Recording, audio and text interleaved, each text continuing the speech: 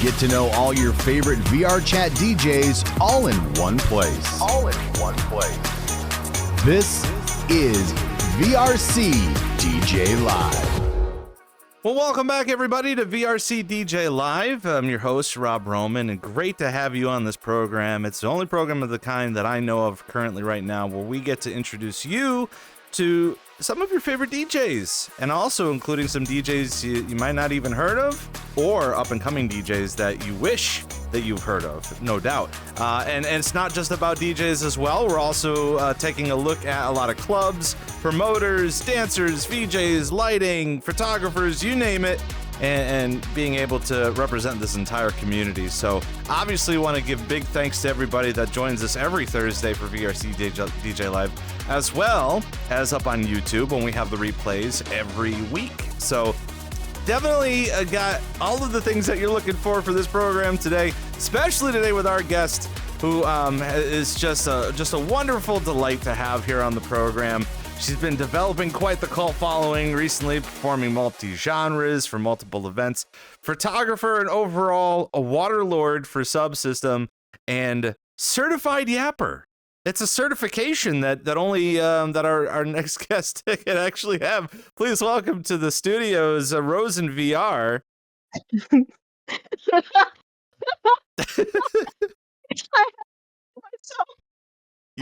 You good? Hey, yo, the Yapper part, though.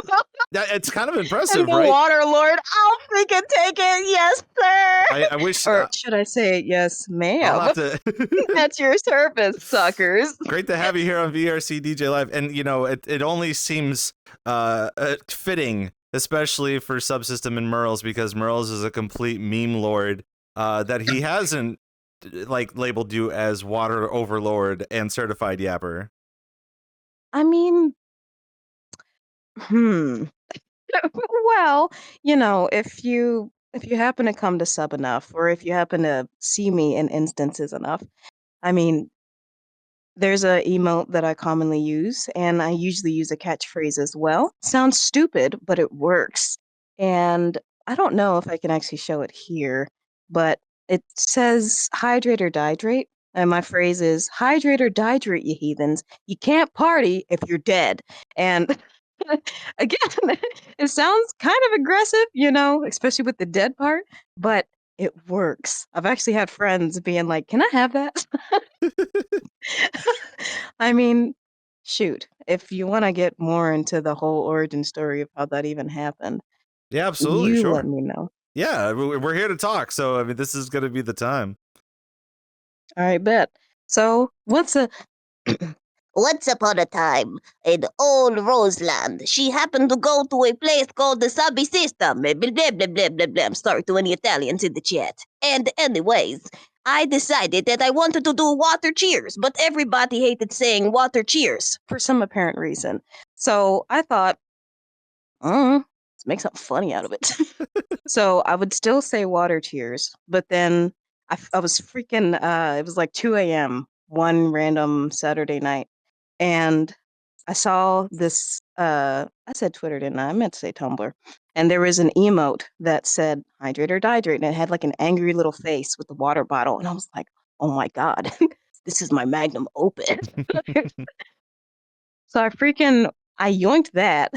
God, I wish I knew who the original creator was. It was one of those Twitter threads where it was like a post and a post and a post and a post. I can't even find it anymore. But I was like, freak it. I'm going to take it to sub and see what somebody wants to do with it.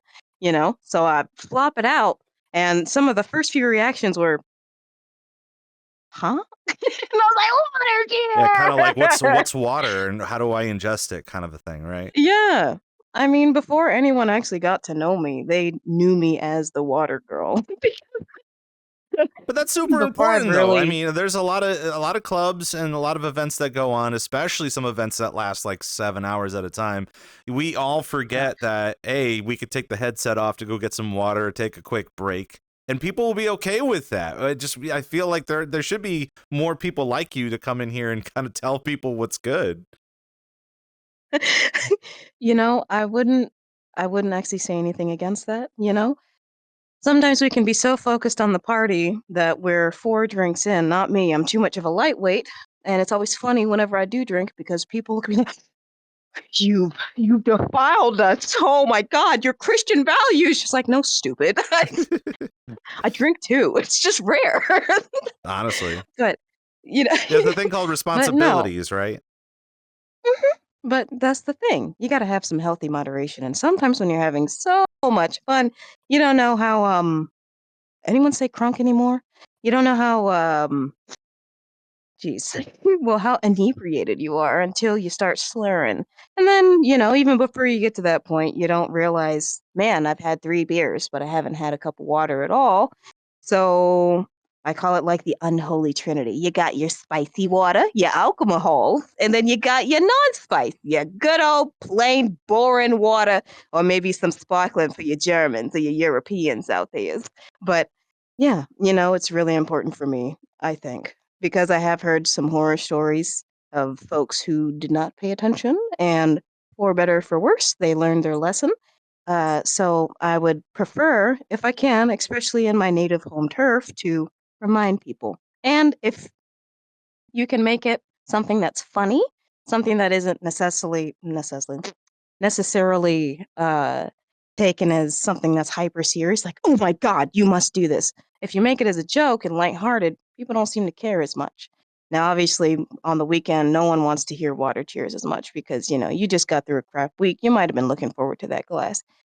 But it's still good to practice moderation, and I will beat that to your grave. It's I don't mean to sound aggressive with it, but I mean it. Drink some water, kids. it's not it's that funny. hard. It's funny how there's a comedian that has said that humans have learned to make everything and they know how to make everything. But water is the only thing that we know the formula to that humans cannot make on their own. Dude, this is some big brain crap. I mean, we always know where to get water and how to source water, but it's something we cannot make. We can't just take 2 parts hydrogen and oxygen. We have the oxygen part. Where are we going to get the hydrogen part to make the water? So obviously water is super important when it comes to this. Well, see, that's why it's even nicer. It's the circle of life. You got to make sure to have it. Right. How else are you going to have that nice Korean glass skin without the makeup? Tell me twice. Right. I'm watching you and you because you're literally sitting right in front of me. And I'm trying to do like the office thing where people are like constantly looking at the camera. Except in this case, it'd be really office if it like randomly zoomed into my face. I don't know. I mean, I'm not saying that I control the cameras, so I could be making that happen. Drink water, huh? I'm gonna need you to make good decisions, or else don't make me get that emote where I'm actually mad at you. I'll do it. I have angrily stomped at people. I mean, again, all in love, but still, do it. Drink your water. Just do it. Stay hydrated. Make your dreams come true. Do it. Now, the certification of certified Yapper, is that something that you claimed, or is that something that somebody has given you? It's changed throughout the years. So, for example, I'm quite awkward, actually. I don't know why people randomly walk up to me and talk to me. I think it's just because of my demeanor and, how I yappity yap yap. It's it's funny because usually if I'm in a group or something like that, I don't talk first.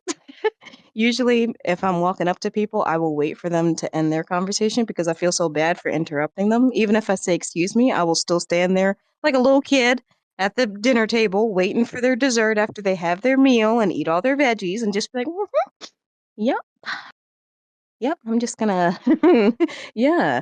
But when I do get to know you, or if I'm around someone that I know, then I think that's when the yapping and the ADHD come out. I mean, you already heard within the first, I don't even know how many minutes it's been, but I've already did random character voices. I've already been like super animated because that's just how I am as an individual. But I would also think and too it's- that you're super interested in things too. That I would only assume, because the same thing goes with me when I'm interested. I like to talk a lot about one particular topic, which then also leads into something else. Real talk, or should I say roll tide?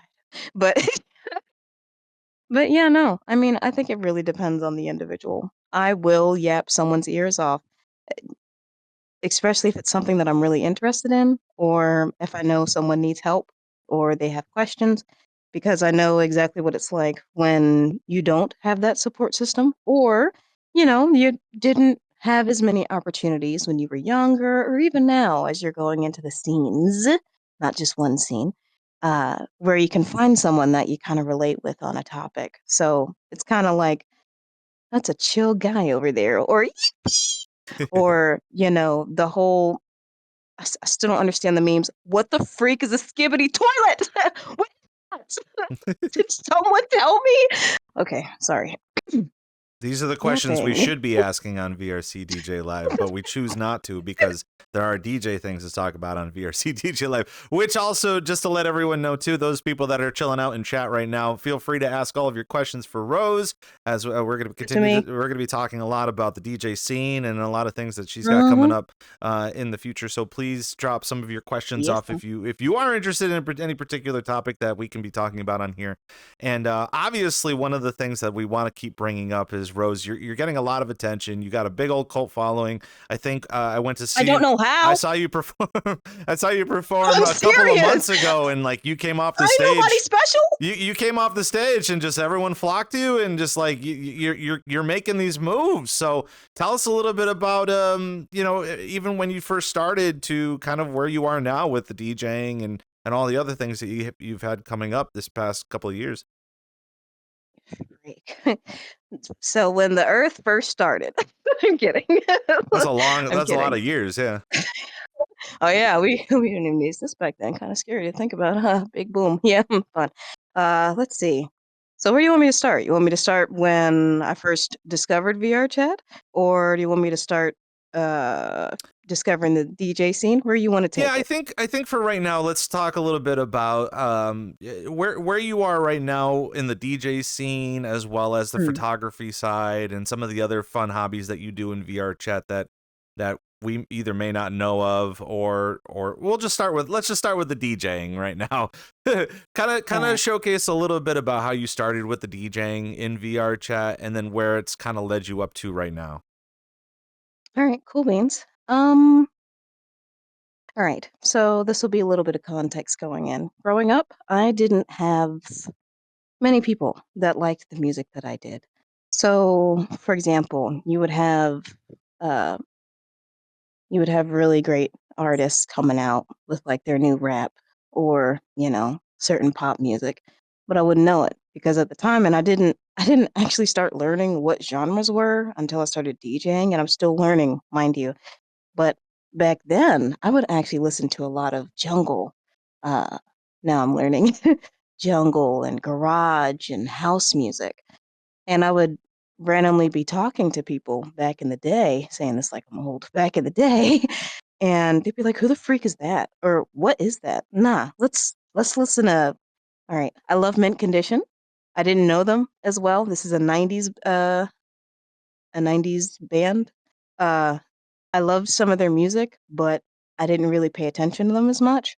And I would have people, yes, Garage, Enjoy Yours Rise Up. And they'd be like, "Oh, you know this guy, right? And you know this guy." I knew what the people sounded like, but I never knew their names, and I didn't at the time care enough to remember names because I was just listening to the music. If I happened to be driving and listening on the radio, or if I had my little cassette, you know, I would just be jamming. But then again, you had those more underground things where they weren't as popular, and that's what I liked. So because of that, I couldn't really relate as much to people, when I was in school because I didn't care for the popular folks. I liked looking for people that people didn't directly look to listen to. So when I originally came into VRC, uh, I saw the dance scene and I was curious about it, but I am married. And my husband and I had a good old talk and decided, yeah, maybe I should stay away from that. Let's stay on this side. Respect to those that do, but out of respect for my husband, I will not. So I was like, dang, okay. I wonder if there's music here. So I went on Google and I looked up VRChat music. And then, God, I visited so many now defunct clubs. I don't remember their names. This was like 2 or 3 years ago now, but I was randomly going on Google and just hopping from instance to instance trying to find music. And then, it happened. And it's like, holy crap, I listen to that stuff. And there were people here that like to listen to what I listen to. So then it became a rabbit hole from there. Then I dusted off my really old Discord account that I hadn't used in like 5 years because I realized a lot of these clubs had their own personal Discords. I was like, okay, so if I join this Discord, then I can find the instance to where I can join in. How do I do that? So then I looked up YouTube tutorials on how to find that crap. And then it was just a rabbit hole of trying to find different places that I could visit. And then when I did find something, then I started seeing people DJing. I was like, huh, that's interesting. And actually, I guess it might kind of be a secret because not a lot of folks know, but I've actually wanted to DJ for a very long time. But I had a very hard upbringing. So priorities came first, and DJing was not a priority, even though I was interested in it. Same with the mic that I'm talking to right now. This was also not a priority. So I couldn't really focus on that. And about this February will actually mark 2 years since I officially started trying to DJ. And I had started visiting more clubs, started meeting more people like Merle. You had mentioned Ladinjo, Hysterium, uh, God, uh, Bert, Bart's, lots and lots and lots of wonderful, wonderful people. And the list just keeps growing. Paul Manton, sorry, I call him Paulie. I saw all of them doing their thing. And for me, music has always been freeing, like a creative outlet. Once upon a time, I used to draw comics. You will never find them. Don't bother looking. But I used to draw comics because for me, it was a way for me to vent out my frustrations and things in life. And music was another way for me to escape. I mean, I'm from a very musically inclined family as well. My dad's a singer. My brother, even though, yes, I have a brother. Ha! Rose lore. Um, he's a singer too, but he's really shy. God, he's got a great tenor voice. Uh, my dad played trombone when he was in high school. My brother did not. Um, but I play and still do tuba, baritone, and trumpet. Um, so all of these things kind of culminated into this little thing of, oh my God, I found a scene that can express itself in the way I do, and seeing the DJs up there kind of doing their thing, you know, sharing a really personal piece of themselves. Think about it. You're about to play in front of 40 strangers, maybe 50. Sometimes you got yellow names, sometimes you don't. So for a lot of people, it's their first impression of you. Um, you got people that might not like a certain genre, which is perfectly fine. You know, uh, for example, I can't stand extra tone. I respect it, but to me, it sounds like a dying washing machine. I'm sorry. I respect those that like it. It's just not my taste. And that can be a scary part because sometimes, like me, for example, not really liking extra tone as much, you might have someone in the crowd that might not like house. You know, you're putting yourself out there for a bunch of strangers who may or may not ever see you again. Though, in hindsight, really thinking about that last little thing, uh, when you're in the scene long enough and you're not just a passing face, you start to see a lot of faces more often. And seeing those repeat faces playing at those venues, they kind of helped to encourage me to try again. What is it? I can't remember, actually. I can't remember anymore who was the first person who recommended Virtual DJ to me. You know, the little desktop version where you can use your keyboard. You can even be like, well, Uh, what was, I would assume that there were some DJs through Google that you saw that inspired you to even get in here in the first place. You were saying Polly was one of them. mm-hmm. Absolute freaking nut. Love you. Don't quack for me, please. But yeah, you know, I mean, let's see. I was about to say Medi, Medlish, Merle, Polly, Ladinjo. They were the sets that I commonly went to the most at the time because they happened to line up to exactly what I was getting online. But there are so many other DJs that I'm not mentioning right now that I also went to their sets, and they indirectly encouraged me to try. And then, after about, I don't know, a couple months of that, uh, I know I'm a wimp, and I know that if I say I'm going to do it, I'm not going to do it unless I put it in public. So I do have an Instagram. You don't have to follow it if you don't want to. Uh, and I put it on Twitter or X, however you want to say it. I put a thing up there saying that I was thinking about it, and I very subtly started, mentioning to my friends like Constantine, really great, cracked photographer who takes way too many photos for your own good. This is why you crashed your PC, stupid. But I started hinting at my friends that I was thinking about trying it. And the support that I initially got from that close knit group helped to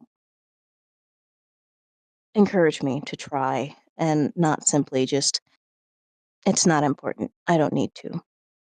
And the last straw was actually, thinking about it, server room. Yeah, I was gonna ask you, There like, were obviously you have a lot of involvement with Subsystem, and was that kind of the first club that really stuck with you in the type of brand of music that you want to continue to promote and portray based off of your genre of performing? mm, yes and no. Music is great in the way that there are so many different types that you can listen to. You can listen to something like extra tone. You can listen to something like Frenchcore, J-core, techcore, which apparently not a lot of people know about, at least from the folks I was talking to. And then you can transition a freaking tear out in house. There's so many different vibes and grooves for what you can do. And being exposed to those different experiences through those different DJs and really showing themselves out there kind of helped me to get an idea of like, I like listening to this more so than this, though this is still nice. I prefer this more often. Or, I didn't know this genre existed. What the freak is that? I annoyed so many people asking, like, what was that genre? It was because, as I mentioned earlier, it was because of that that I started to actually learn what genres actually were. Um, for example, tear out, rhythm, death step, uh, hardstyle, all of that I combinated into Dying Washing Machine, J-core, K-pop was Anime Lolly Girls, and I just had a lot of stupid, stupid names for blanket things. Uh, I'm reading the comments. Yes, photographer struggles be like. But now I had an idea of what I could go for, and then I could actually start to compartmentalize all of those different sounds that I was hearing, which helped to tune my ear more to things that I really liked, and then things that were okay. Um, but the time came after a server room edition, and then a few days afterwards, I did the thing on Twitter because I had a bunch of friends say, "Do it! You can do it, Rose! Just go for it!"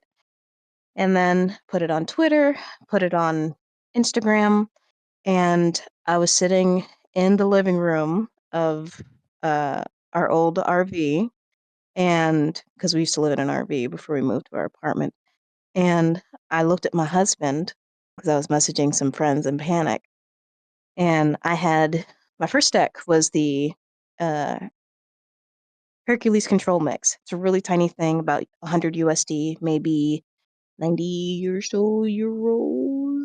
I'm doing really bad on my conversions, but it's this tiny little thing.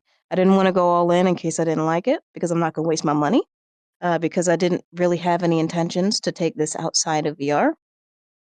So I went ahead and I put it in my Amazon cart and I looked at my husband and I was like, honey, what do you think? He's like, go for it. And I ordered it right then and there.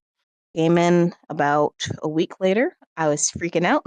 You can still find the post on Twitter uh, of me freaking out that I got it.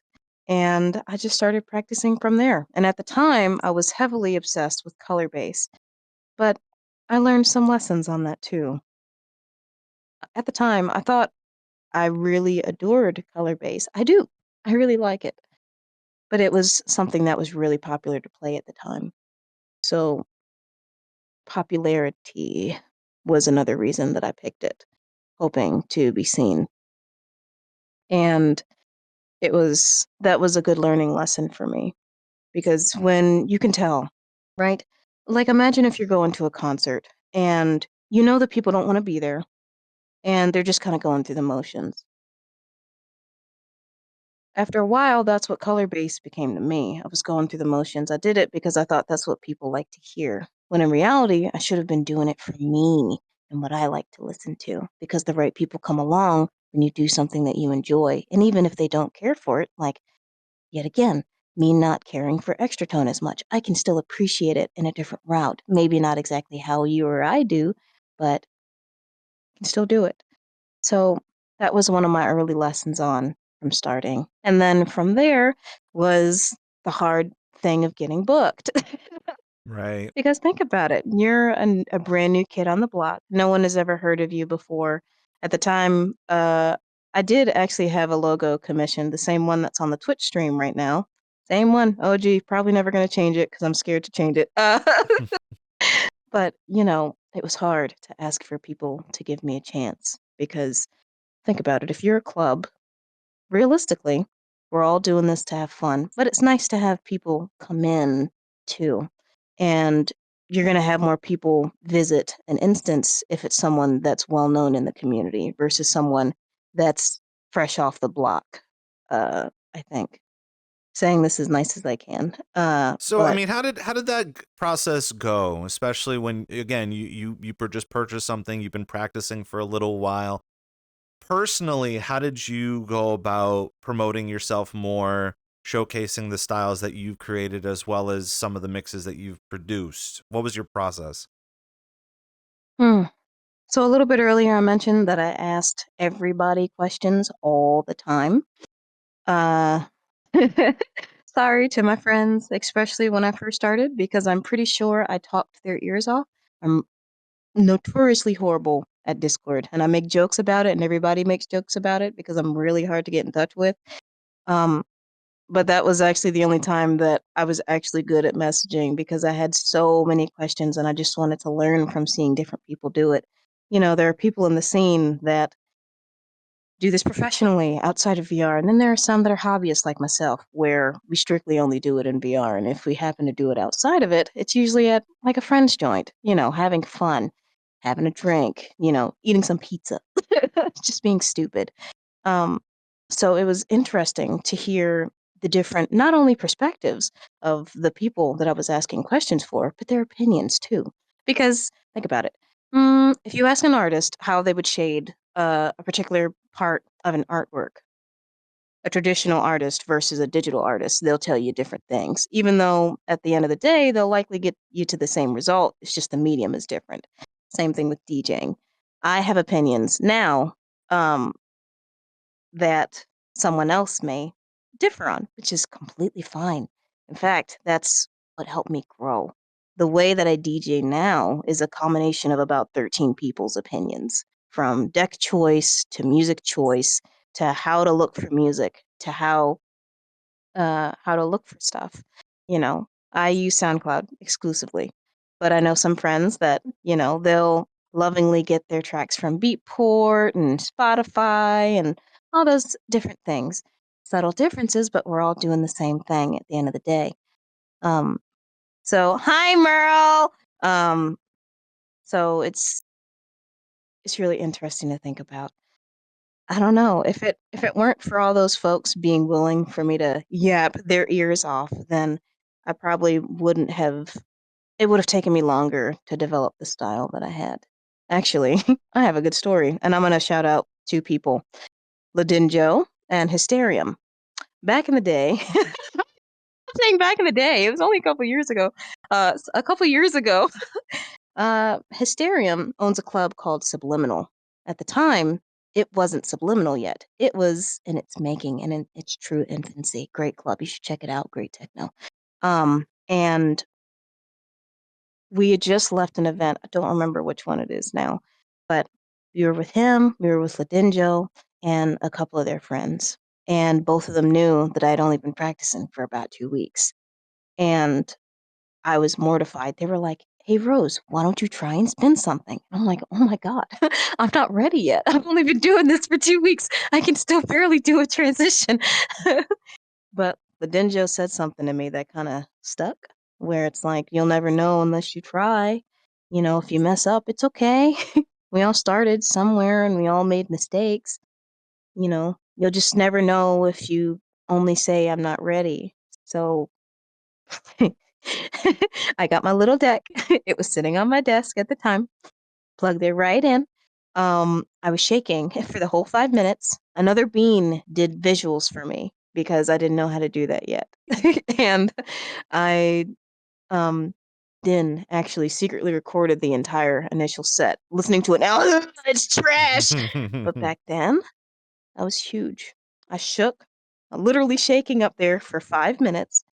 My hands were gross and sweaty, and there was like 15 people in the instance, and it was just a homie hangout. I didn't know half the people in there, but everyone made me feel so welcome, and they kept encouraging me that I stopped thinking about perfection and, being like, "Oh my God, I'm not exactly gonna get this thing," and ah, I started having fun. And I stopped thinking about all the mistakes I did. I only did maybe 2 transitions that entire time. I just played a song and pressed the play button and prayed to God. And it did sound like total trash, and it did. But everyone was so freaking supportive. And I got a Discord message the next day from Din where I thought he fell asleep because he just you know how it is whenever people take off their headsets and they just completely freaking ragdoll like a dog had a baby with a pretzel. Well, I thought he dozed off because it was very late in his time zone. No, he recorded the entire thing for me. No one will ever see it. Well, you might one day, but he recorded the whole thing for me. And he messaged, and it's actually making me emotional thinking about it. He's like, "Now you can look at where you started." Jeez, starting to get emotional thinking about it. But that's such it just crumpled. But that's not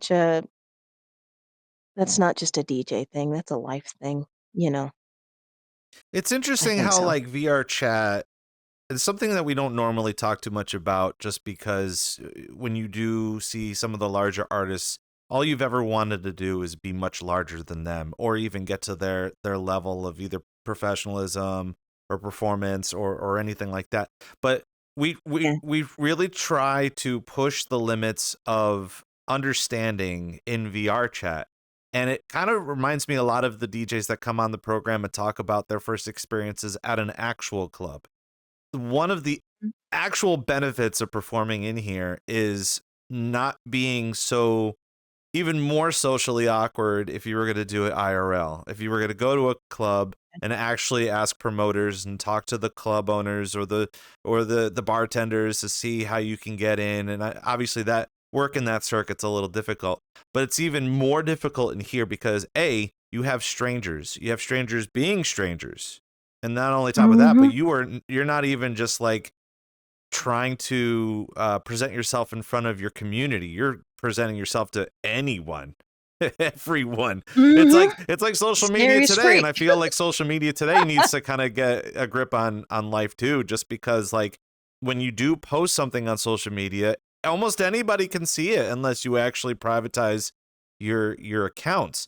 But Absolutely. hearing your process of putting this together, I feel like there's so many other people in the same boat as you that are having these difficulties that are learning like this, but it's all part of that learning that will get you to do much greater things and amazing things.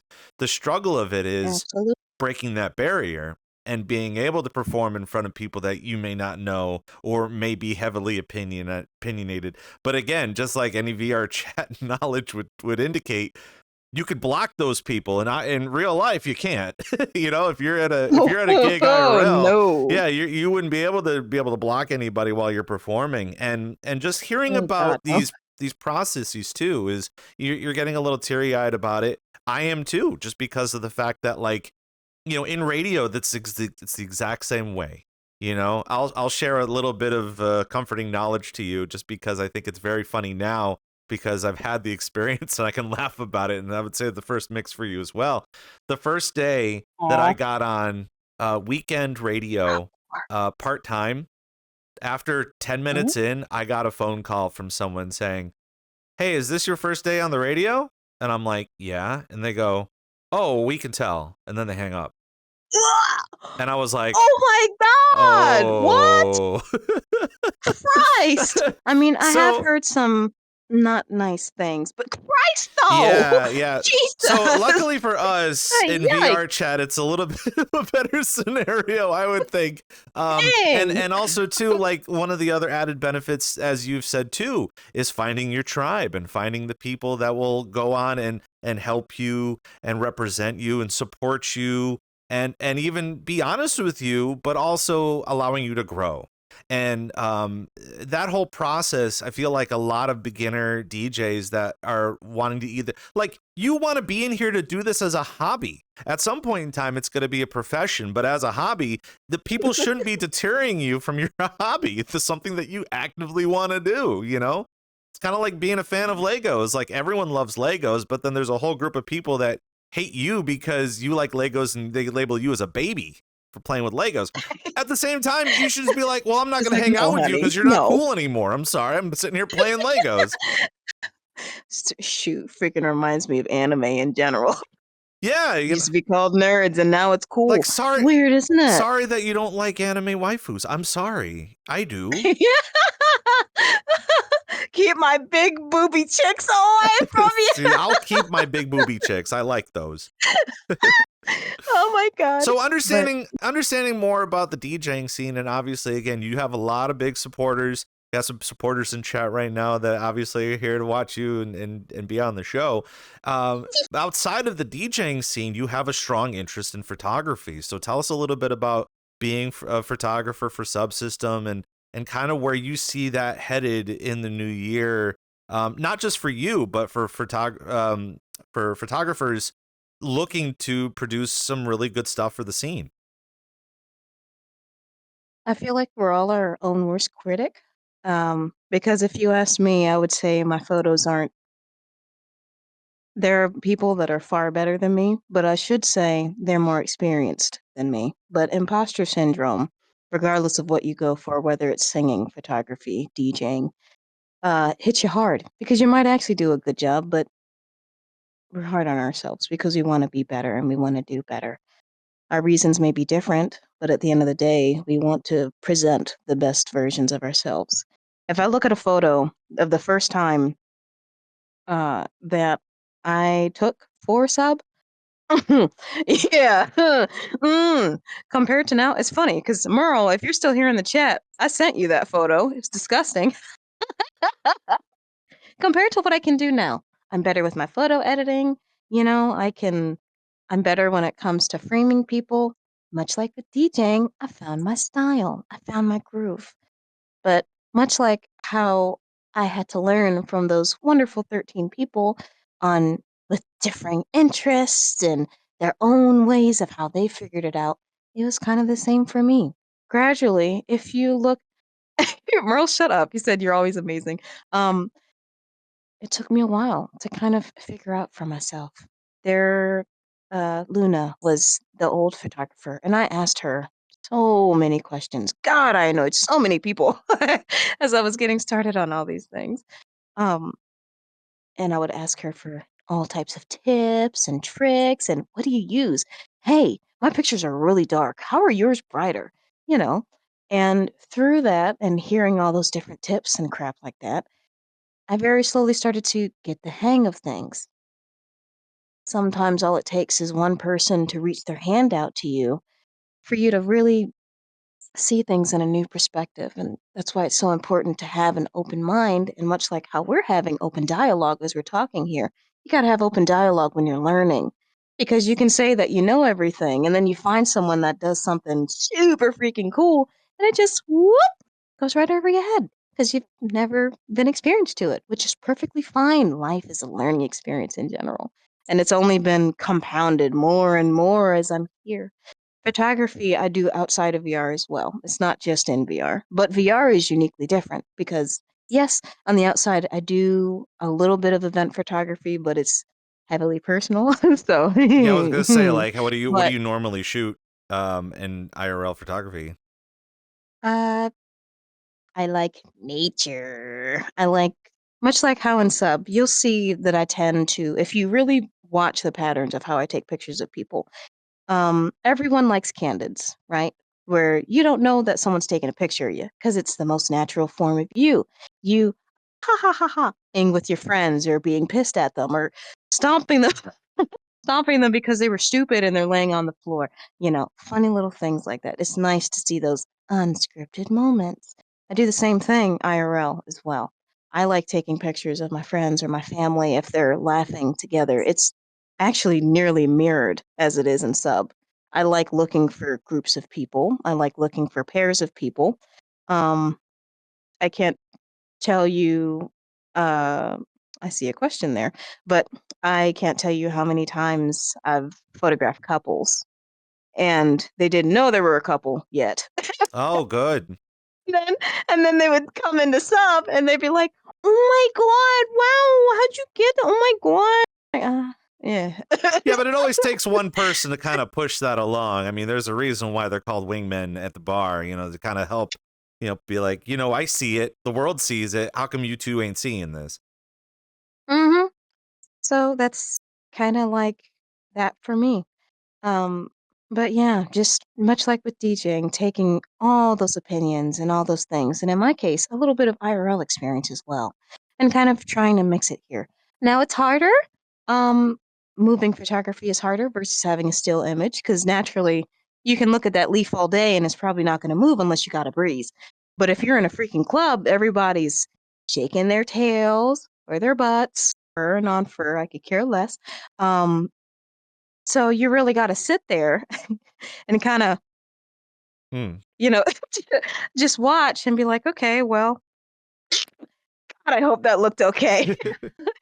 I know some of my photographer friends, let's see, like Kaiden, for example. That man, or Constantine, or Hoshpak, or uh, Noosphere, Jinxie, some of those beans will take hundreds of photos and they're beautiful, but hundreds. And I ain't got the patience for that. Freak that. Yeah, I was gonna I ain't say, doing that. like, I'm too lazy. for photographers, for photography in VRChat, has there been a new norm on how to take pictures, or are there new applications that make those pictures better? Because I think all of us kind of know what our cameras can do, but I feel like as you're getting better as the craft, there are other things that you can be adding onto. I think, was it VRC lens is still kind of a popular choice.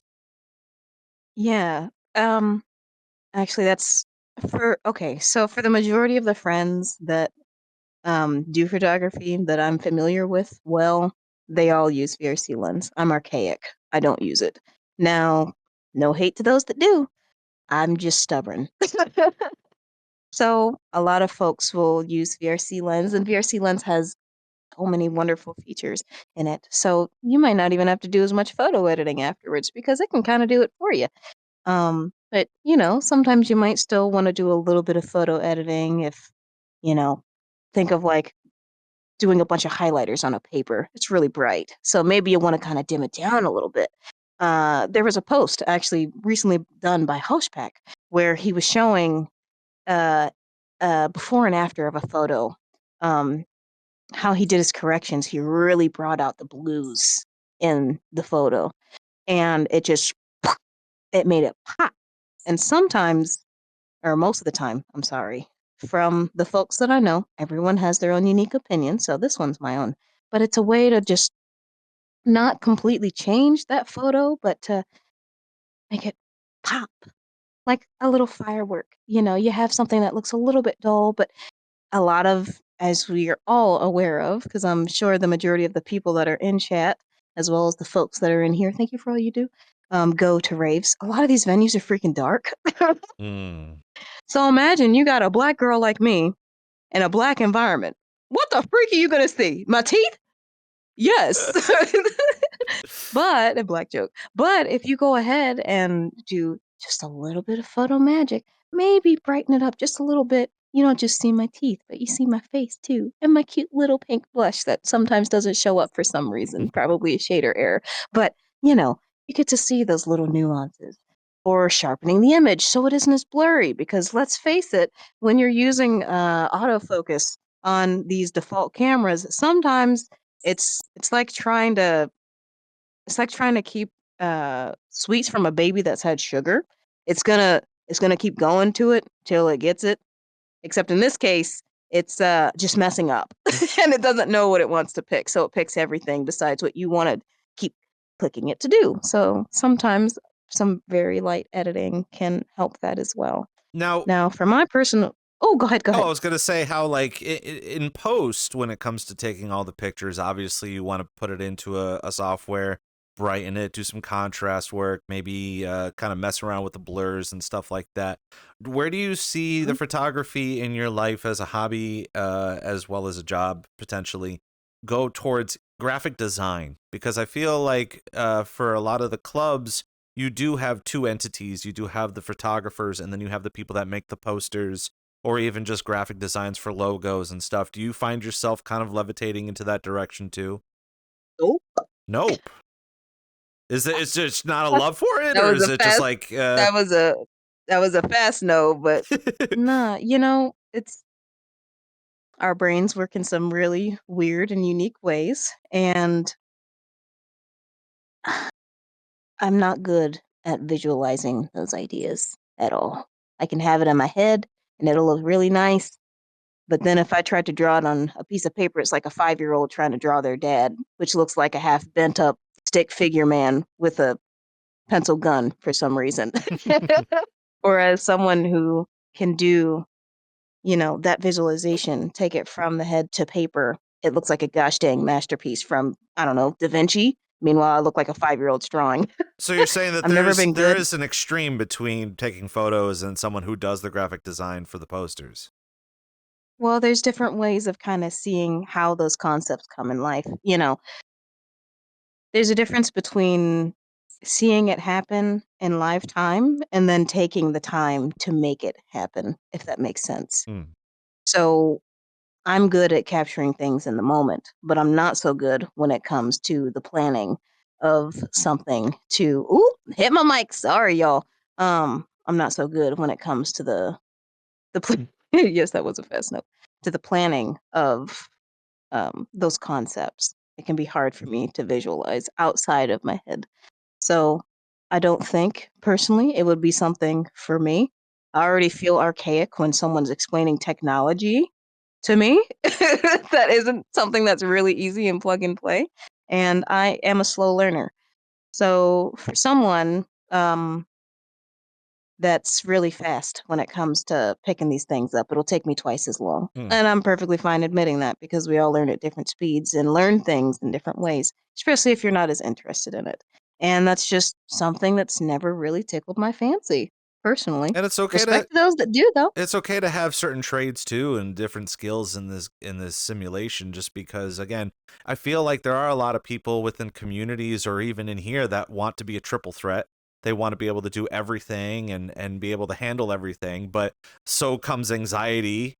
So they're going to have to handle anxiety too if it ever just walks in the door. Yeah. But that's the thing though, is like if you're skilled at something and you're really passionate about something, really lean into that and make that not really your top choice, but have some other hobbies on the side. But of course, being like, if you're really heavy into photography and you want to really showcase it and talk with the people about it, be proud about that, because you never really know who's watching that might be interested in some of the things that you've already made. Absolutely true. I can't really, I can't say anything else on that. I agree with that 150%. It's, you know what?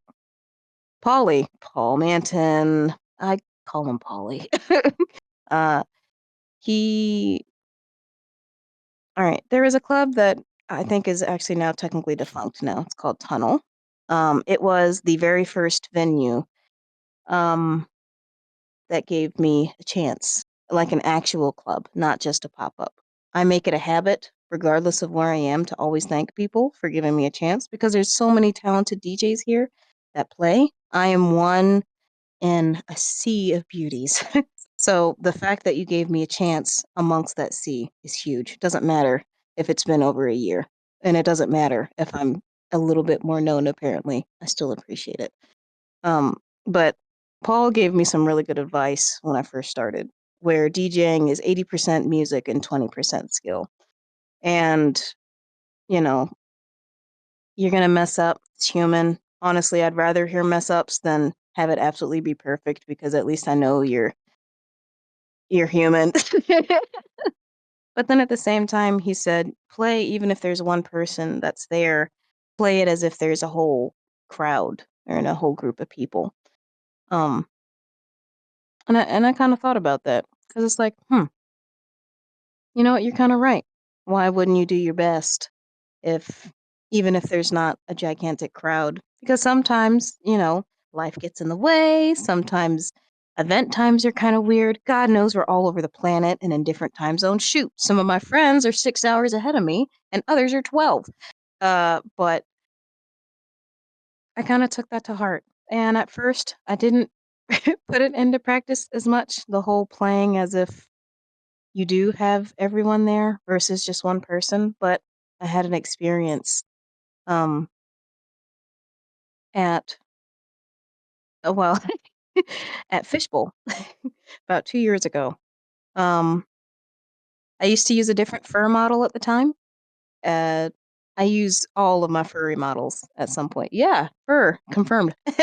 But uh, I was playing some, I think it was Future Funk. And as a joke, because no one had ever heard me play Tear Out before, and I love Tear Out, I switched genres. And I actually did an okay job, I think. But the room cleared. Mm. It cleared fast. And at the time, I took that really personal. 'Cause it was like, oh my God, did I do something wrong? Did I play something wrong? And I stopped having fun. But then I kind of thought about it. It's much like how I mentioned in an earlier thing that people can tell when you're not enjoying yourself anymore, or if you're doing it out of obligation rather than some people that were there, they could tell. And then people stopped dancing as much because I stopped dancing and I stopped being hyper. For those that have seen me DJ before, y'all know that I'm a gosh dang bouncy stick. So I don't stop moving. And if I do, it's either because I'm about to do a transition that I'm not confident in, or I'm about to do a transition that I didn't think I'd do it then. Don't know how to use cue point still, so I just transition whenever I want. But it taught me a really good lesson that, like, hey, it's okay. Sometimes people aren't going to like what you play. And sometimes, because there's so many wonderful options out there, they might go somewhere else that might go to their taste. But then you have to remember to play for yourself too, not just for other people. And, I started thinking about that as I was playing my tear out and I was headbanging. And then all of a sudden, a bunch of friends started joining in. And some of them don't like tear out that much. But they saw that I was down. And even though it wasn't their particular genre, they started to appreciate it in their own way. Which then I started having fun again because I was like, oh yeah, that's right. This is for me. And the right people, if they want to and if they choose to, they'll come along. And if they don't, that's fine. At the end of the day, we all have our own unique music taste. And just because I don't like something, doesn't mean that I can't appreciate it in my own unique way, Mhm. even though it may not be specific to my taste. And I really got an example of that particular day. And I actually thank uh Mikro for having me that particular day because he didn't even realize that he taught me a valuable lesson. And I've kind of kept that with me. And if I have friends that are starting Ozzy, for example, really great. Kijun, uh, Moxie, there's so many great names that deserve to be put out there more. Right. Um, Having my little mistakes, mainly mine, have what would people like to hear, and remembering not literally just not to do it for other people, but to do it for me. If I focus on this, they end up being my worst sets. If I just bring myself genuinely, authentically, you know, they end up being some of the best and the most the most memorable for me. It's nice seeing that. It's always Mm. so interesting about VRChat. Just the social aspect is such a mental exercise when it comes to understanding the way you want to socialize, the way you want to present yourself. But then there's the other side of it too, where people are more focused in on the limelight aspect, the popularity aspect, and then there's the other side Yeah. of it of just like having the dark cloud over you and having a lot of doubt and a lot of being self-conscious, I guess, of your playing style compared to the amount of people that do support you. And I was actually just watching another DJ streamer today who was openly explaining, and they're very vocal over the fact that it's not a matter of I only have 27 people watching. That's 27 more people than zero. And they really Absolutely. enjoy the fact that you do have to feed into all of the wonderful things that you currently have, as opposed to wondering why somebody doesn't like something at any given time. For me, when I don't see too many people that are in the instance, I personally consider that practice time. So that's just the time that I get to Absolutely. go and I get to mess around. And if I mess up, then nobody's there to hear it. And I could just, whatever, that's good. But at the same time, too, that could be very discouraging for a lot of people that are actively trying to grow and they're trying to get that research of understanding of, okay, is this the music that people want to hear? Or is this the music that the club owner wants me to perform? And if I'm comfortable Mhm. with the fact that there hasn't been a lot of people being vocal about it, and such a mental exercise. And I think a lot of people are tired, like actually physically tired, because it's draining. It's very draining sometimes. But It can but be. there has to be ways Those that, what ifs are awful at yeah, and times. there has to be ways that we can get around it and get a better understanding of how we should be feeling based on, instead of just giving up entirely. And as you were just kind of saying, it's really nice to be able to count your chickens and be like, these people were allowed to bring me in and give me this opportunity. And you obviously Mhm. want to make the most of this opportunity, but where's the line that draws between doing it as a job compared to it being a hobby? See, I have a general rule of thumb, actually. This is for any hobby that I have, whether it be DJing or singing or taking pictures of people. The second that it actually starts to feel like that, I'm gonna stop. Because and we're gonna take a nice long break. Because all right, let me use subby. Okay. Um, for the longest time, I was one of the only photographers on the team for a little while we were looking for more wonderful beings to hop on and give a little bit of assistance. And there were times where I was exhausted because I was like, okay, all right, I'm a sleepy lady. I have a lot of health issues. And sometimes it can be really hard doing the simplest of things. In fact, I've been out of work for a month on medical leave, and I still am. Little things you don't know or hear about because I don't talk about them because I don't feel like it's something that has to be advertised to the whole planet. But there were times where I'd be a little tired because, naturally, if all the whoop, I hit my mic again, sorry. If all the responsibility falls on one person, it can be incredibly draining, no matter how much you love something, because at the end of the day, your passion project eventually starts to feel like a chore.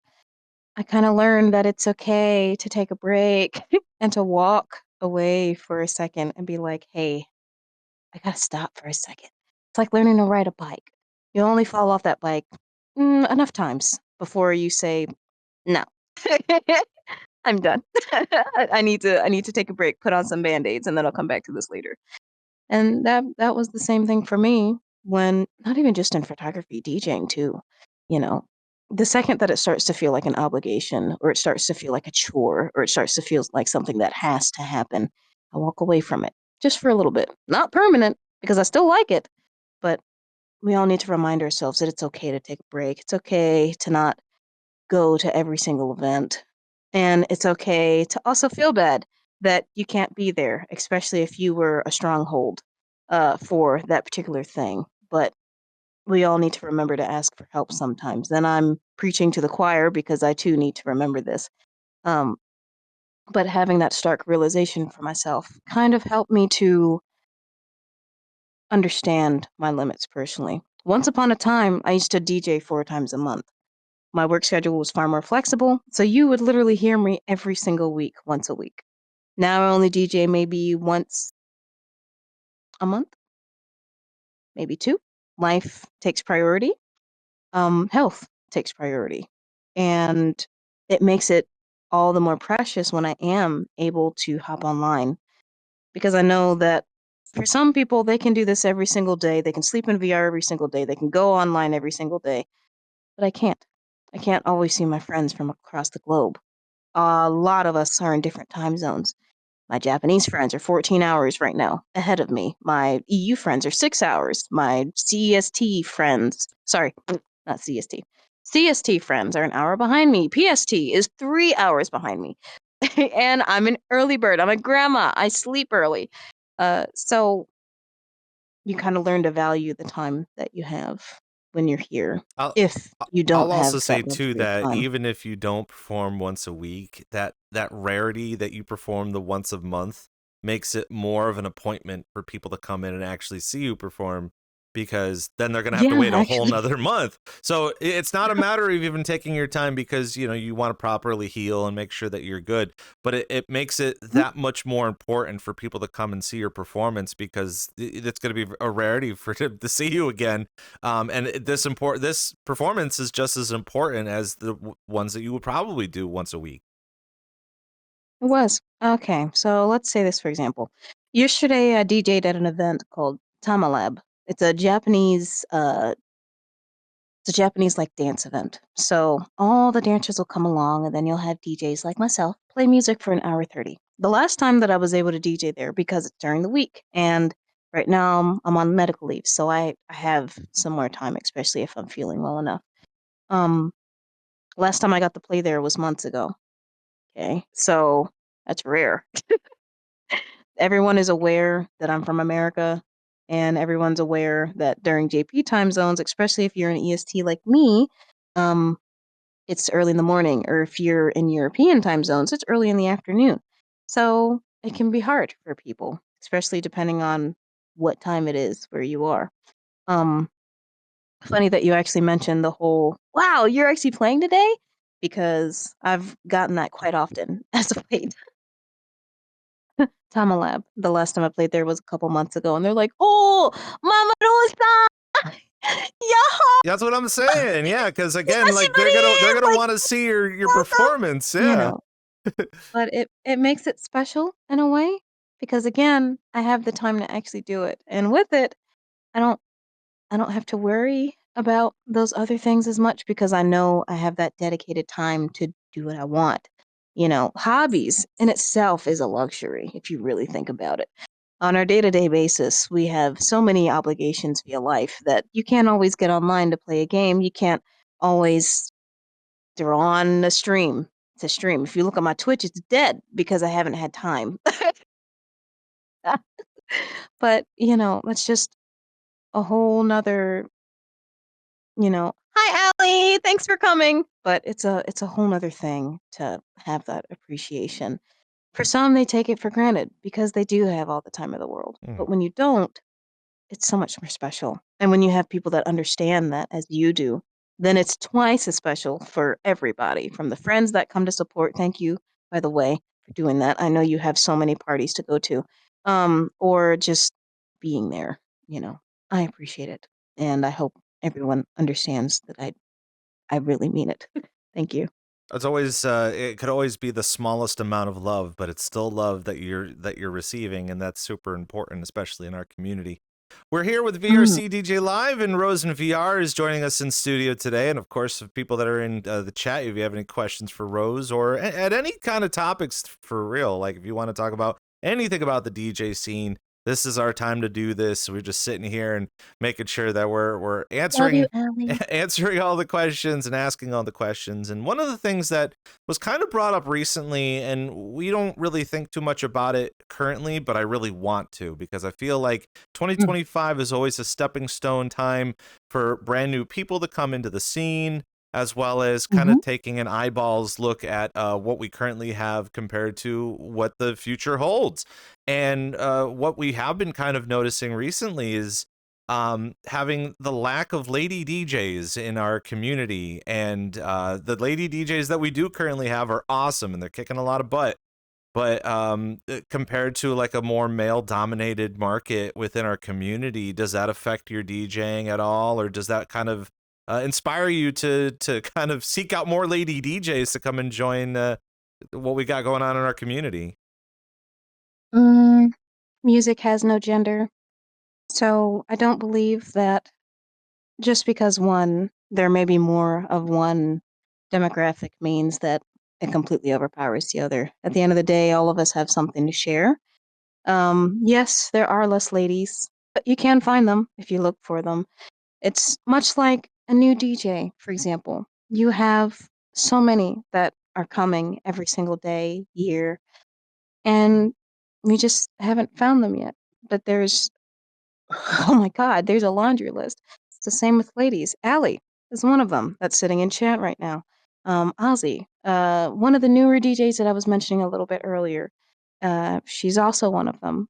Rue would be the most popular that I could think of. That's the most well known, or her name has changed, but her old name was Rogue Witch. She was also one as well. Or God, I could actually keep listing people, but we all have problems when it comes to, at least I do. Let me not speak for everyone. I'm sorry. I have a lot of problems when it comes to advertising myself. I don't really know how. It's more of like oh, you saw me. Cool. Maybe you'll remember. If not, that's cool. There's a lot of great people out here. Um, but sometimes when it comes to marketing and things like that, the bigger names tend to be shown more often because naturally they'll bring in higher crowds. And then you will have really good DJs, male or female, that are on a lineup.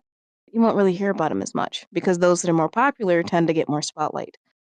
I think that should change because there's a lot of talented people here who deserve just as much love.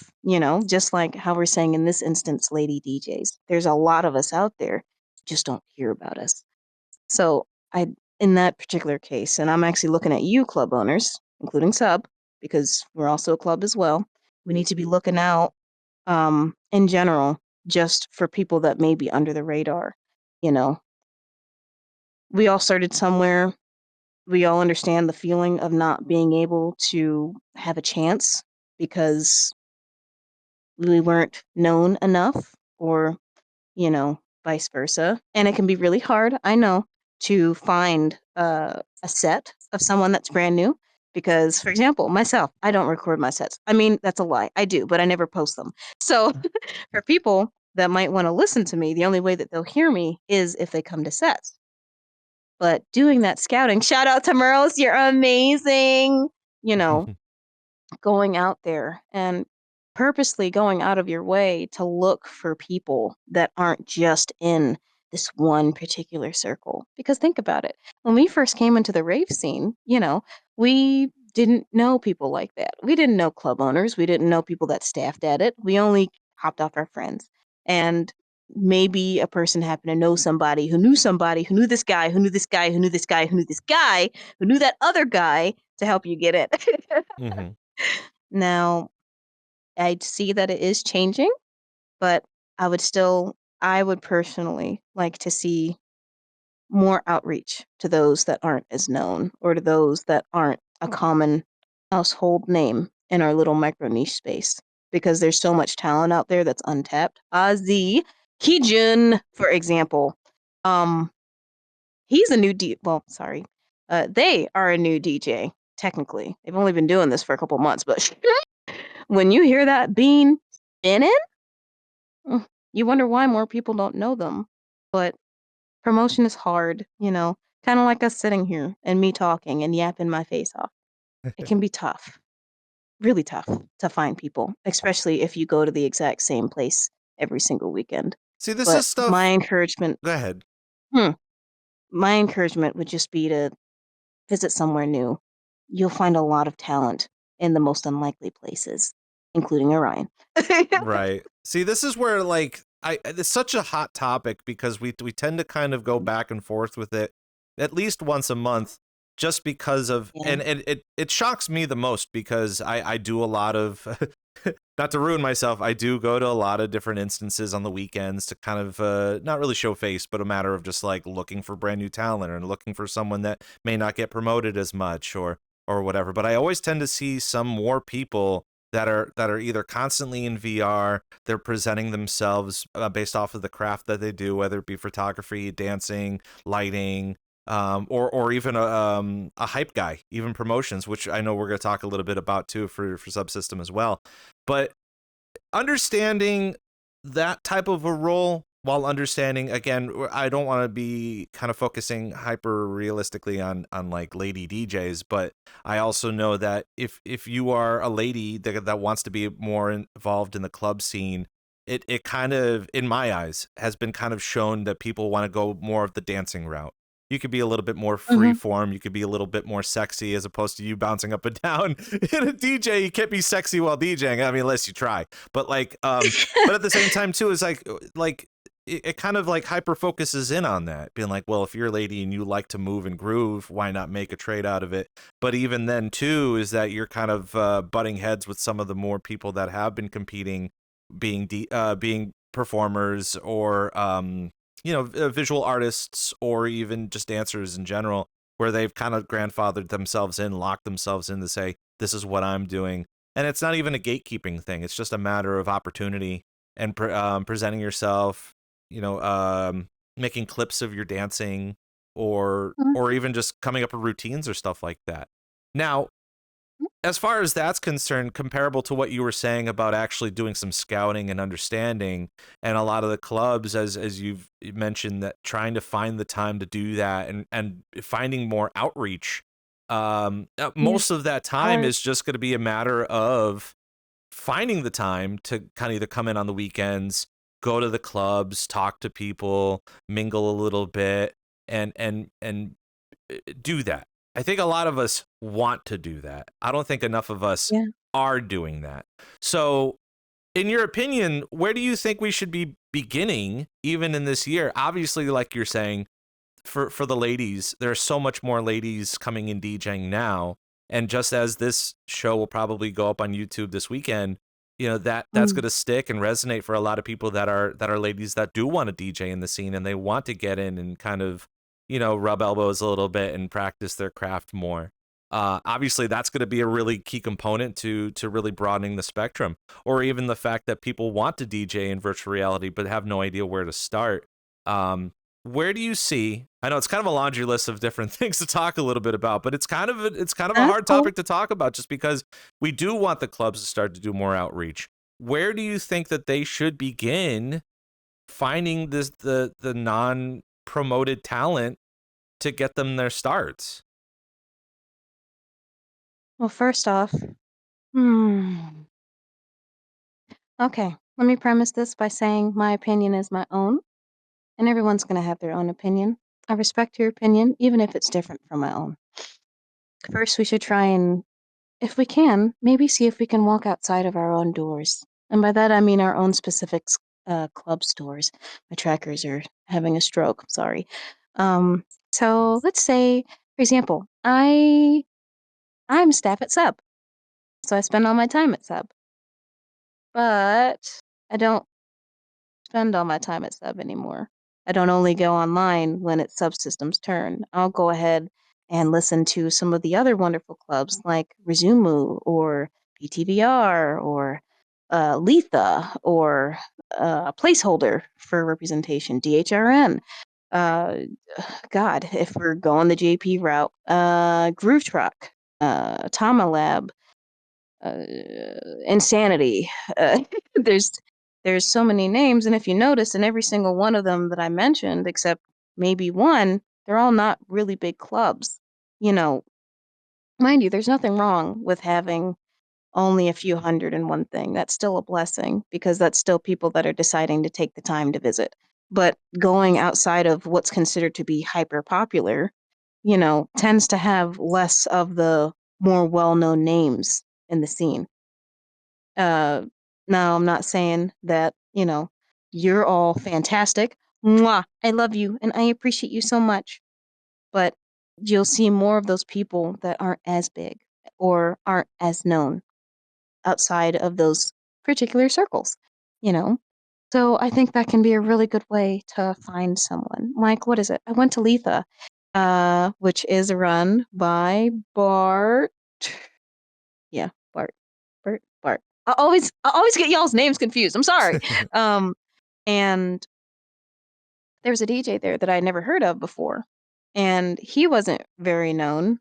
I only remember him because of his skull, kind of like Como, but um he played some really freaking good tear out, and I would have never seen him had I not been there. And sometimes it's really chance based. I won't, go ahead and hi, Terrells. I won't be the first person to say that, oh my God, I'm so elitist. God, no. We all have lives, and it can be really hard to hop between instances, especially if you know that are friends that are playing, and, you want to visit them and you want to support them, but then you have 5 friends at the exact same time playing. So sometimes it can be really hard to divide that time, and I won't sit on a high stool and be like, oh, yes, you must do this because blah, blah, blah.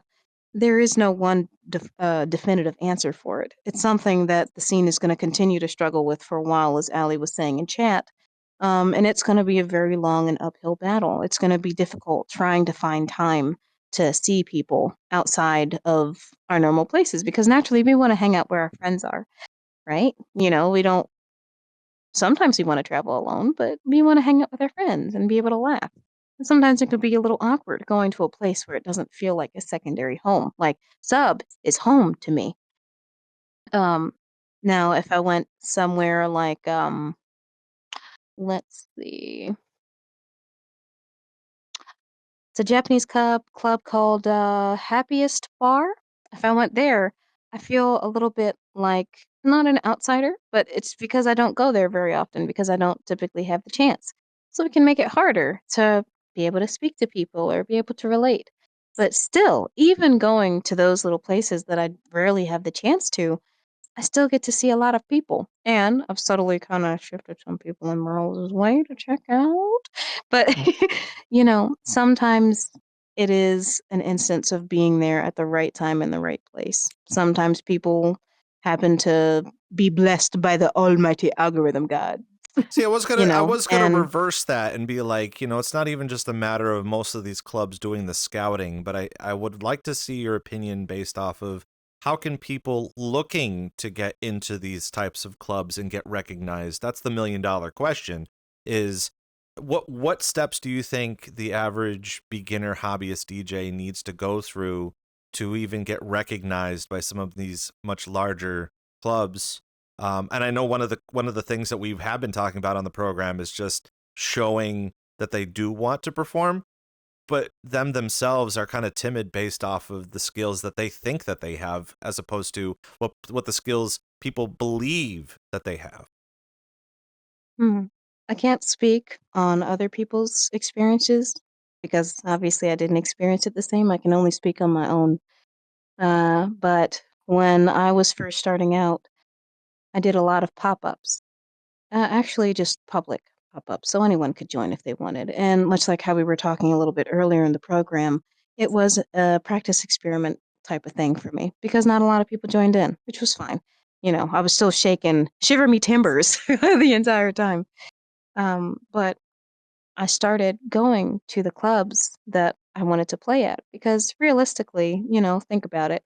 If if you want to try and play somewhere, be a little nice to know about where you want to play at, right? Be a little nice to get to know some of the people there, see how they kind of experience things for themselves. Get to know some of the people that you would personally look up to in the future if you wanted to do something. Not only can it be beneficial when it comes to DJing in the future, you can make some really great friends and you can learn a lot of stuff. just by asking people. But asking people at the same time can be incredibly hard because you can have a crap ton of social anxiety. You could have all the talent in the world, but if you never talk to anybody, who's going to freaking know? And that's scary. But sometimes, okay, I say this analogy a lot to people. Sometimes you have people that are there for a season, and sometimes you have people that are there for life. Both are beneficial in their own unique ways. You are who you surround yourself with. So naturally, if you tend to surround yourself with people that have like a certain mentality of like growth and getting up there, then gradually you're going to start to get introduced to their friends who share that exact same mentality that you do. Now, it might only be for a season, but you learn something from that. And then you can apply that to the future when you try again. There are many times when I first started that I immediately got rejected and no one wanted to hear me at all. Yeah, stung really bad That's a because good I actually that's remember a good filter. That's a good filter though, because again, some of the people that aren't there to support you and the things that you do, that you really don't need them in your life right now. You're looking for the people that will addedly support you and kind of, benefit you a bit. But it's much like life, it's a whole learning process. I was rejected within the first 2 months. Oh God. From multiple clubs that later gave me a chance to play. We'll say it like that. Um, Sometimes it can be hard to trust that someone will deliver if you've never heard them before. And it can be even harder if you don't have, like I was mentioning earlier, I record my sets technically, but I never post them. So it can be really hard to just trust me, bro. Mm. Because naturally you want to give people a chance, but at the same time, not a lot. Sometimes you have a certain type of quality that you want to keep when people are playing. Some people are very focused on that. Whereas other people, you can just go ahead and throw whatever the freak you want and no one cares. Really depends on the person and the group in general, which again is perfectly fine. If it's your thing, you run it how you want. Um, it can just be really scary trying to ask because you're right. You don't feel like you're that confident. You don't feel like you can measure up to some of the people that you see on that lineup. Freak. When I played at Tunnel, I had Licho, Paul Manton, Merle, um, and yeah, myself. How the freak do you think I felt playing with all of those people that had already somewhat established themselves in the scene, that were already known as like, yeah, they're good. Like they can do this weird little spin thing. I did my first horrible backspin at that event and it sucked. But you know what? I was surrounded by the right kind of people where instead of hearing, hey, yo, that effing sucked, it was, oh, that was so bad. Do it again. Remembering, yeah, but how you are as an individual can help you gravitate towards those clubs too. You can feel a difference between one that's very, oh, it has to be absolutely perfect. And if it's not, then I will say things under my breath. And in my case, I never have anyone muted. So if you do, I hear you. Yes, every conversation, every single time that I'm DJing, including ones who aren't as nice, I hear what you're saying. But I don't take it anymore as something that can be, um, what is it? Necessarily as a detractor. Demotivating. There we go. Thank you. Demotivating. Because you're right. I wasn't perfect in that transition. I didn't do this exactly right. I didn't pick the right song, probably, for this one. When I was first experimenting on winging it without planning it, oh, I made so many mistakes and it did sound kind of bad. And I heard plenty of those comments, but you know what? You're freaking right. Because I'm human. I'm not perfect. I'm gonna make mistakes. And for new people that are coming out and that are gonna start trying to do this stuff, you're gonna make lots of them. But the difference between you quitting and you staying is who you surround yourself with and who they surround themselves with. You are a reflection of who you're around. If you're surrounded by people that are egotistical jerks, who do you think you're gonna attract? Pay attention to your surroundings. We have masks when we're in VR. We can represent ourselves however we want. We can say whatever we want. There's a certain level of anonymity when we're here. We can choose whether or not to show our faces and things like that. Um, And it's hard to find people that are real. What is it? Physica. I have to stop calling people by their nicknames. When Physica met me in person for the first time at BrunchCon, the first thing that he said, and it still stuck with me, even though it's been over a year, you're exactly the same as you are in VR. Really? Is it that different? But it makes perfect sense. You want to represent the best part of yourself. When you DJ, you want to perform the best that you can to everyone that sees you so you can be perceived in the best way possible. But that's not always the case. You're going to mess up. You're going to make mistakes. You might even say something that you don't mean, but that doesn't define you for your entire journey. Where I started almost 2 years ago does not define the person that's sitting here talking to Rob right now on this thing. And I keep looking at the camera because I want to talk to people that might be wanting to try. It's scary and it's hard at times to really put yourself out there and to try. But this You trying is half the freaking battle, dude. this part is super important to understand, and it's something that you were explaining too, that I really want 2025 to bring out the best in a lot of the new and upcoming DJs, and not just the upcoming DJs, but the DJs that are kind of stuck in a rut. They're always looking for time slots, or maybe they have a ton of time slots and they're looking to change the game a little bit. It's just as you were explaining it, it's just that if you don't feel comfortable going up against a really big crowd who you might think are judging you at any given time, do a pop-up. I think pop-ups right now are getting super popular, just because it seems like to me it seems like oh, did you hear? Oh, something's going on right now and it's really popular and you should go there. What, there's no cover? Perfect. I'm gonna go over there and check it out, and then maybe you will find a lineup or something. Or just as you were stating too, just because you're starting and just because you think you have some anxieties, do your own pop-up. Bring your friends in. You have friends in this game. Honestly, it's the best ones. Just saying. Yeah. There are so many. You might have heard the term homie hangouts. That's when all your friends are chilling about. You're just doing random crap. No one freaking cares. That's what it should be about anyway. Now, don't get me wrong. It's nice to be known, and it's nice to have your name out there. To have someone say, "Oh my God, is that Rose?" Of course, that's gonna tinge the little serotonin things in your brain because everyone wants to be, whether they admit it or not, to be admired in one way, shape, or form. But much like how there can be a difference between obligation and seeing it as something that you enjoy rather than something that you have to do, there can be a difference between why you do what you do. And every DJ that I've talked to, regardless, and I'm pretty sure even here, as you've talked to people within the show, everyone has their own unique reason for why they DJ. Some might feel that it's freeing, others might like the attention. And for being real, honestly, it's probably because of IRL things that are stemming into those behaviors. Let's not hide that. Just gonna throw some salt right there. And I'm not trying to be rude or mean because I'm in the same boat. Okay? I know. But regardless of the reason, we shouldn't be doing this just to have notoriety. Much like how you said a little bit earlier, how people know me. How the freak do you know me? I'm no one special. I'm a black girl on the internet that plays haha funny music sometimes, that sometimes sings, that sometimes takes pictures.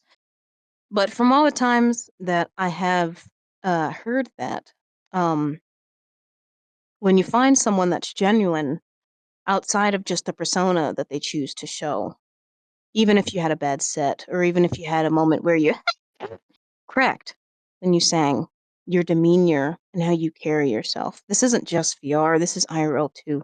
It can mean a lot and it can show a lot to people that you might not know. So even when you're starting to DJ, you might have messed up and you might have played the wrong track. But you know what I did? I always used to actually point out that I made a mistake, and people said, "Don't do that." You know, you don't want them to. Why? We're human. We're gonna mess up. If anything, that just makes it more apparent to those who are in the crowd that were me at one point that, oh, I guess it is okay to mess up, isn't it? I guess it is okay to laugh it through. And there are so many times where I have messed up, even at bigger events that I've I consider bigger that I've personally played at where I freaked up. I was like, oh, yikes. Yeah, whoops. It also helps that we're in a haha funny community too that love haha funny stuff too. So Oh, yeah, yeah. exactly. You know, ha ha, hoo, hoo, ha ha. But, you know, remembering to laugh at yourself and not take yourself as serious as you think you should. Because, much like Rob just said, we are in a haha funny type of thing. And the people you surround yourself with are very indicative of the people you will see. There are so many times that I've gone to events where, you know, you had that one a-hole, but then they were kind of, they were just that one little bad apple. Mm. That's kind of the scene in general. You got a couple bad apples, but there's a lot of good in it too. And for the DJs that are just starting out, you're going to have that one person that's just a little loud, like an echo chamber. And you might even have a couple people around them. Don't let that deter you. They are only one person in a sea of wonderful people. You're going to find jerks. I myself have interacted with some of said jerks. I mean, I'm not talking about like random Twitter crap. I find out about that crap months later. But, Mhm. you know, you're going to have people that are not kind, and it's inevitable. It's life, and life does not escape VR. Hops in here too. Now, I kind of want to, It's I okay. want to feed a little bit more into this process, especially with, again, extending a leaf of positivity or a branch of positivity and understanding and, you know, kind of just Mm. being nice to people. But at the same time, you know, if you do run into someone who's a bad apple, you know, you really can't eat a bad apple. You can't enjoy a bad apple. No, I mean, that would make you throw up. Yeah, I would I'm gonna assume. need you to not throw up. Yeah, unless you're like, oh, it's a Oh my crab God. apple. The name's Apple, but it's also crab in there too. But I kind of want to feed into your energies too, because I know there's another side of you that I think a lot of us, we recognize, but we just don't know too much about, is just your Japanese influence and the fact that you do also talk with a lot of the Japanese DJs and you work within that culture. Kind of take us a little bit about your journey into understanding that type of Japanese education and how you communicate with a lot of the people from Japan in VRChat. Okay. Wonder where I should start. Well, I've always had an interest in Japanese. But much like how I said way earlier in the thing, some things took priority over others, so my learning took a backseat. It's only because of the JP community that I've started trying to study again. And I'm a slow learner, so it takes me twice as long than other people to get it. But it's thanks to Kaiden, actually, that I started finding some things. JP Twitter is very elusive. You have to know where to look, or you have to find like a tiny little pinhole and a gap. And personally, I feel like it's a perfect way to keep people that might be troublemakers outside of the community. How to explain this? Okay, so think about let's use cultures because that's really the biggest thing.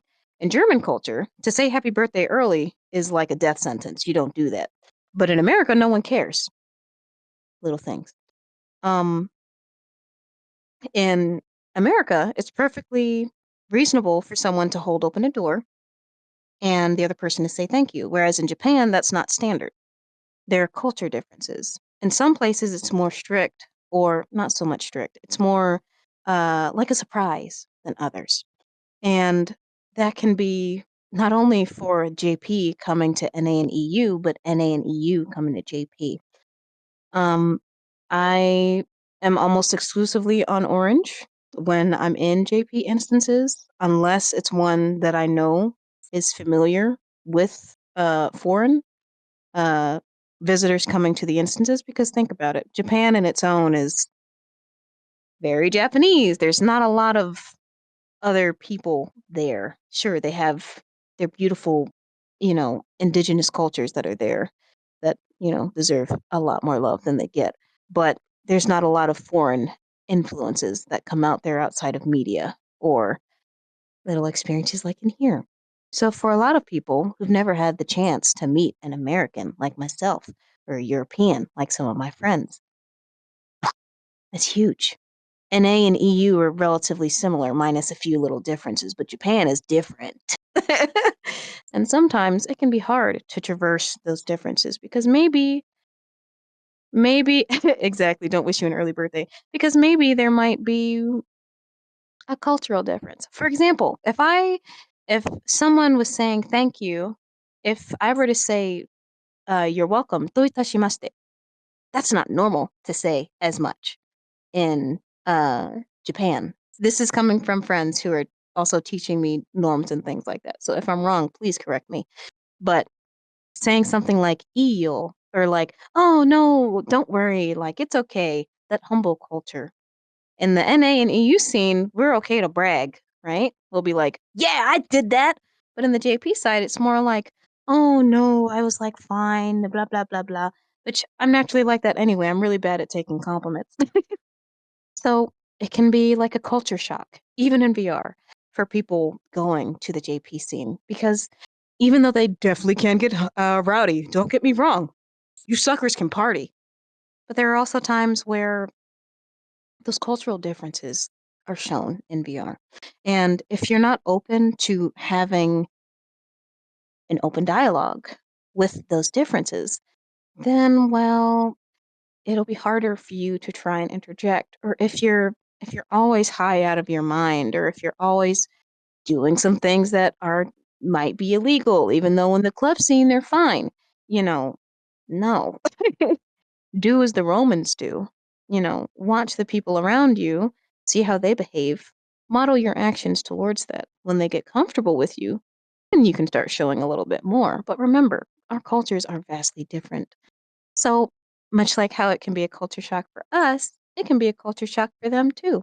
So, just remember to be respectful, follow what you see other people doing. Like a while ago, there was a thing where people were talking about don't talk in front of the DJ deck because it's rude and stuff like that. Well, the JP scene also believes in that tenfold, and you will get stared at at times, depending on where you go. I'm not saying every instance is the same, but you might get a couple stares from people being like, hmm, think about it. Japanese society is one where it's very homogenous in behavior. You do it for everyone else and you don't really stick out too much. You're very respectful, you're very humble, thinking of other people before yourself. And sometimes some of those values may not translate as well when you're coming from a different culture. So you really got to be open to learning and kind of watching. Be that observer when like you're going to a new instance where you've never seen anyone before and you're just kind of looking around and taking a look at what people are doing. Do the exact same thing when you're going to some of these places. Now, when it comes to speaking ability, yeah, no, I have a lot to learn. Now, I can understand more because I've been engrossed in it more often. Um, but I use a program called VRCT. It's made by a wonderful person, Mr. Gusha-san, and I probably butchered that name because his name is very long. But that can be a great way for you to start. Now, it's actually funny because I'm also going through my own uh, struggles myself as a foreigner in the instances. Because think about it, you're a freaking sore thumb. Everyone speaks Japanese, and you're the only one that speaks English. But there can be power in that too. It's funny because in every single instance where, and I've only recently started to get over that, mind you, it's been a work in progress over these last couple months. But when you do, oh, American, they're American. Oh, wow, nice to meet you. Little things. When you see people try and they try to talk, there's already going to be a de facto understanding that you're not going to understand each other, that there's going to be a language I was gonna barrier. say, where does the common practices lie with that? Because I feel like within common practice, it's just be nice. That's kind of the first rule of thumb is be nice, and it doesn't matter of whatever topics you talk about, but just be respectful and kind. And this isn't just for U.S. to Japan, but for all the other different countries as well that come in, and we're all kind of a melting pot just to be nice. But I also believe that Yeah. we could do a couple more steps to make the experience a little bit more magical and a little bit more personal. So when it comes down to Japanese, and I know again a lot of Japanese, especially through VCAT, Japanese wants to come and talk to the Americas and the U.S. while we also want to talk to them too. but there's some standard practices that we still should try to learn and do to kind of aid that process and make it just a much more magical experience. What do you think we should begin with that? Hmm. Even something as simple as saying, "Konbanwa," good evening. You really won't hear "Ohayo gozaimasu," good morning, because typically in our time zone, it's late at night for them. And this is where knowing your time zones can also be very helpful. Um, Learning very simple phrases like, it's technically broken English, but nice DJ, nice DJ. You'll typically hear them saying that if they really like what someone is saying or playing, sorry. Or just little conversational phrases of Japanese can go a really long way. Because think about it, if you're going to a place where you don't expect someone to know what you do or know how things work, and then they're trying, you know how much of a love letter that can be? There are so many Japanese friends that I have right now that don't speak English well at all, but they actually want to learn because I'm trying. Or they find me in instances because I'm trying to speak in their language. It's broken. Don't get me wrong, it's broken on both ends though. But I appreciate when people try, because learning a language or trying to speak a language or trying to go into a different culture altogether that's, you know, might be vastly different from your own, all of those experiences are scary. But you kind of grow as a person too, because keeping that open dialogue and keeping an open mind can open you to so many more opportunities and experiences than if you simply sat in your own little tunnel. Oh, hit my mic again. Or your own comfort zone. I've went incredibly out of my comfort zone since being in the JP scene because I don't speak the language well. Sometimes there's miscommunications. VRCT saves my life. Um, but you meet a lot of good people too, who also are open to having those conversations, even if you might have a language barrier. They're not as rare as you think. The scary part is just trying to talk. And you think we're scared? They're just more scared than you. I mean, I mean, just, just really think about it for a second. If you're meeting someone from an entirely different thing where you haven't had much exposure to it, much like we're scared to offend somebody, they're also scared. There's another friend of mine, Ryuko-san, who's bilingual, so she can speak both Japanese and English just fine. Um, and another friend of mine, Arpi-san, he is learning English, right? And there are some things that we'll say that don't translate right, or they may not make as much sense. Same as if you're flipping the languages. You know, oh my God, Neo, stop counting the taps. Dang. Anyway,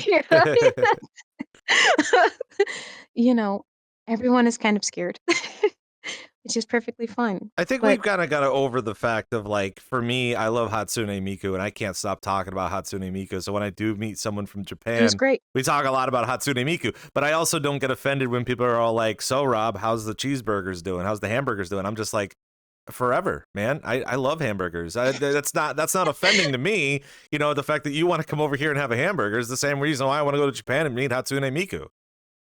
Yeah. And that's actually literally exactly what you just said. We all have stereotypes, whether it be skin, voices. I've heard so many people when I'm not yapping and I'm talking seriously, especially in the JP scene, they always ask if I'm a teacher. Because when I'm actually speaking, I speak incredibly clearly, or so I've heard. Um, and I accentuate a lot of my words. I actually do that on purpose, especially for my friends that are learning English. I'll slow down my talking speed about 4 times slower than what I'm saying right now. Um, but there are more people that are willing to try. They're just scared to try. Just like with DJing, just like with singing, just like with photography, fear is the main thing that keeps us from doing the thing. It's all about But the if you're mental willing, gymnastics here in VRChat, really. mm, but if you're willing to try to attempt something different and something new, you might find something great. And that's been me while I've been in the JP scene. I still can't speak the language well. I'm learning it better. All the posts that you see me do on Twitter are run through DeepL, and I've run through the translation twice to make sure that it's not saying like "suck my left toe," you know, because I know that there are friends of mine that don't speak a lick of English. They might understand hi, hello, morning, evening, little simple words like that. So I purposely make sure, if you've noticed, looking on my Twitter posts nowadays, I have a description in English and one in Japanese.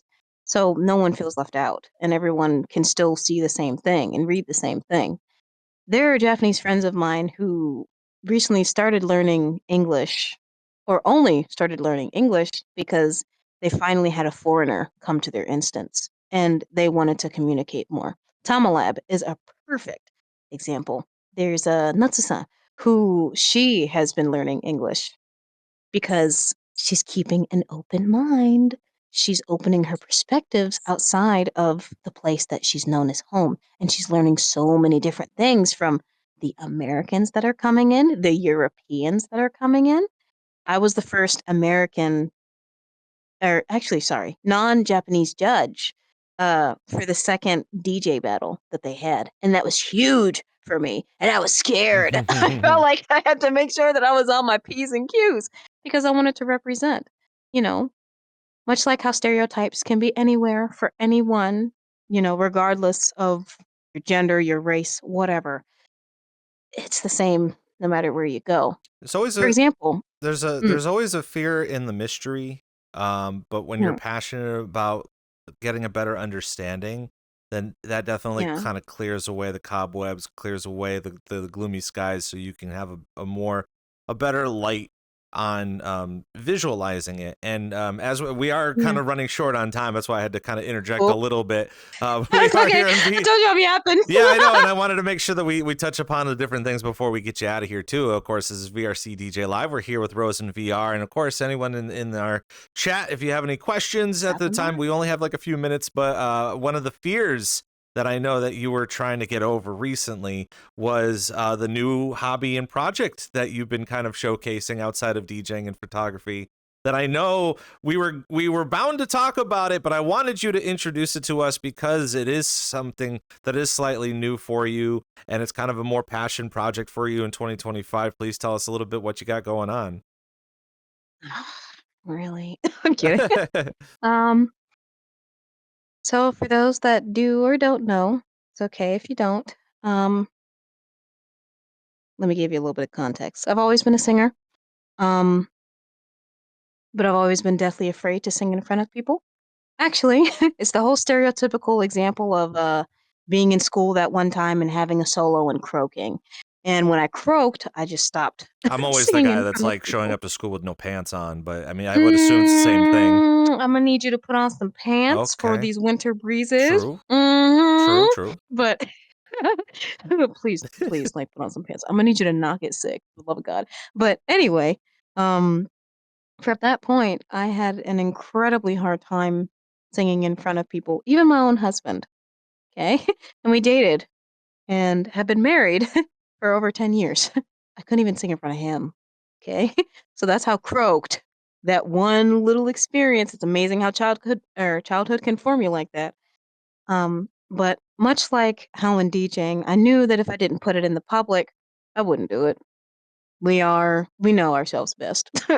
And I know that I needed that external push to force myself to not give up. So I went ahead and I recorded a video one day and I did it on my earbuds, my little AirPods. Shout out to the husband for giving me his old ones. And I used an app called Vocalo and I recorded the very first snippet that's at the front of my Twitter page right now. And I posted it and I was shaking.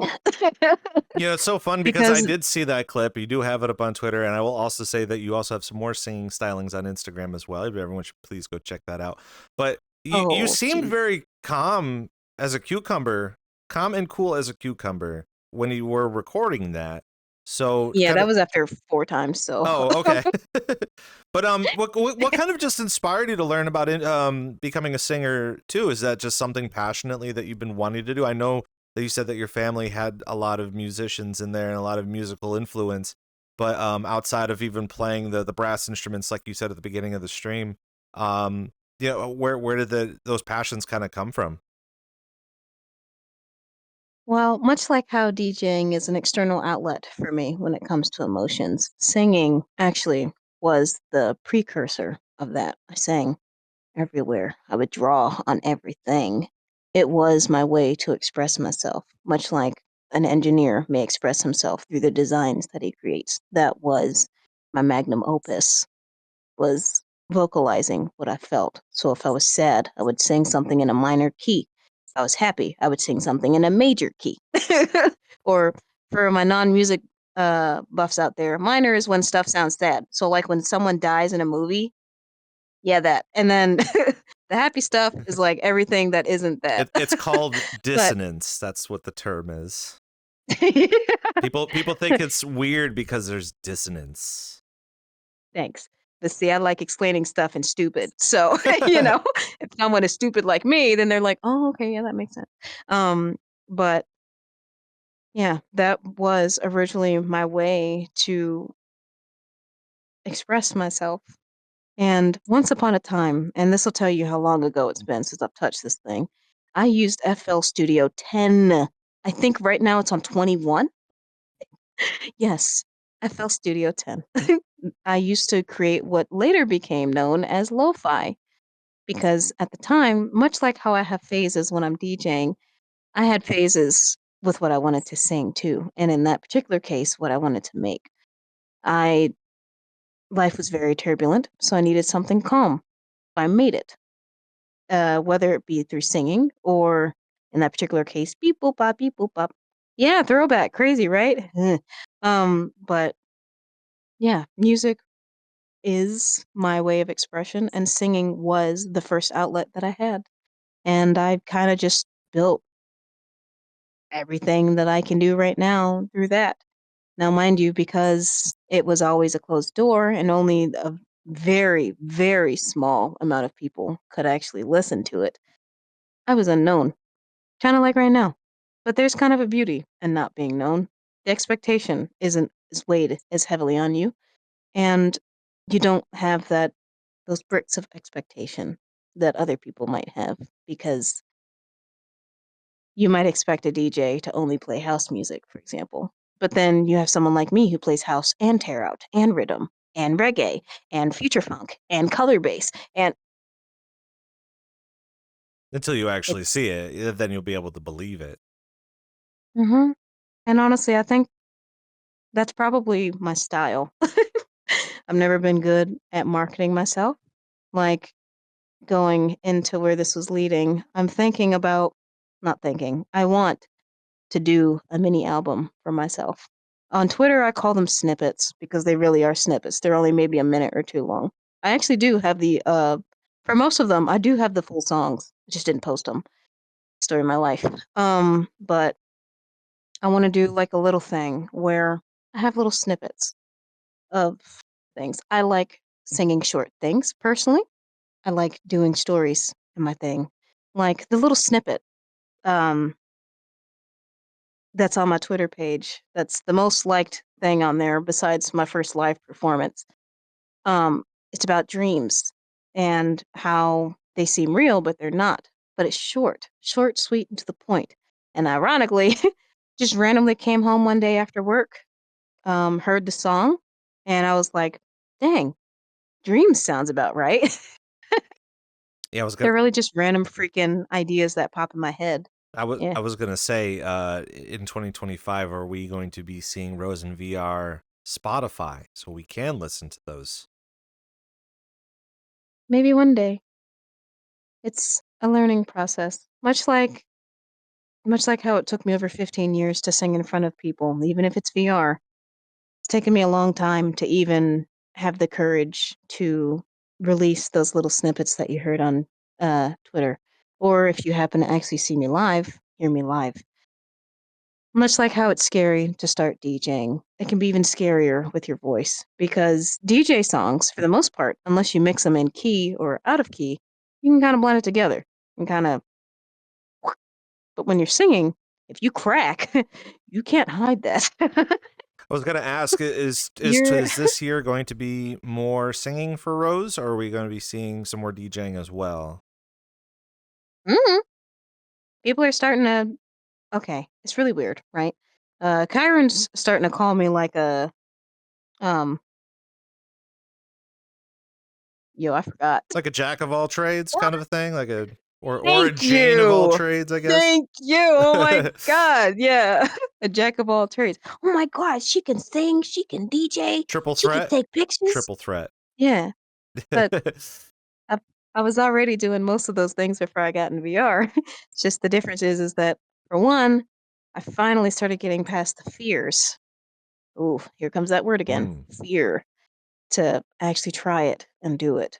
So even with me releasing my little snippets online or going ahead and trying to do it live, one of my goals for that one in particular is to have more places where I can sing in front of people. Because much like how with DJing, I still shake every single time before I go up. Because I don't know everybody in those instances. Are you freaking kidding? Especially Japanese ones. God help me. But much like how I had to work through my fears on being like, it's cool. If I mess up, I mess up. It's golden. I got to do the same thing when I'm singing too. And especially working through all those years of fear, it's tough.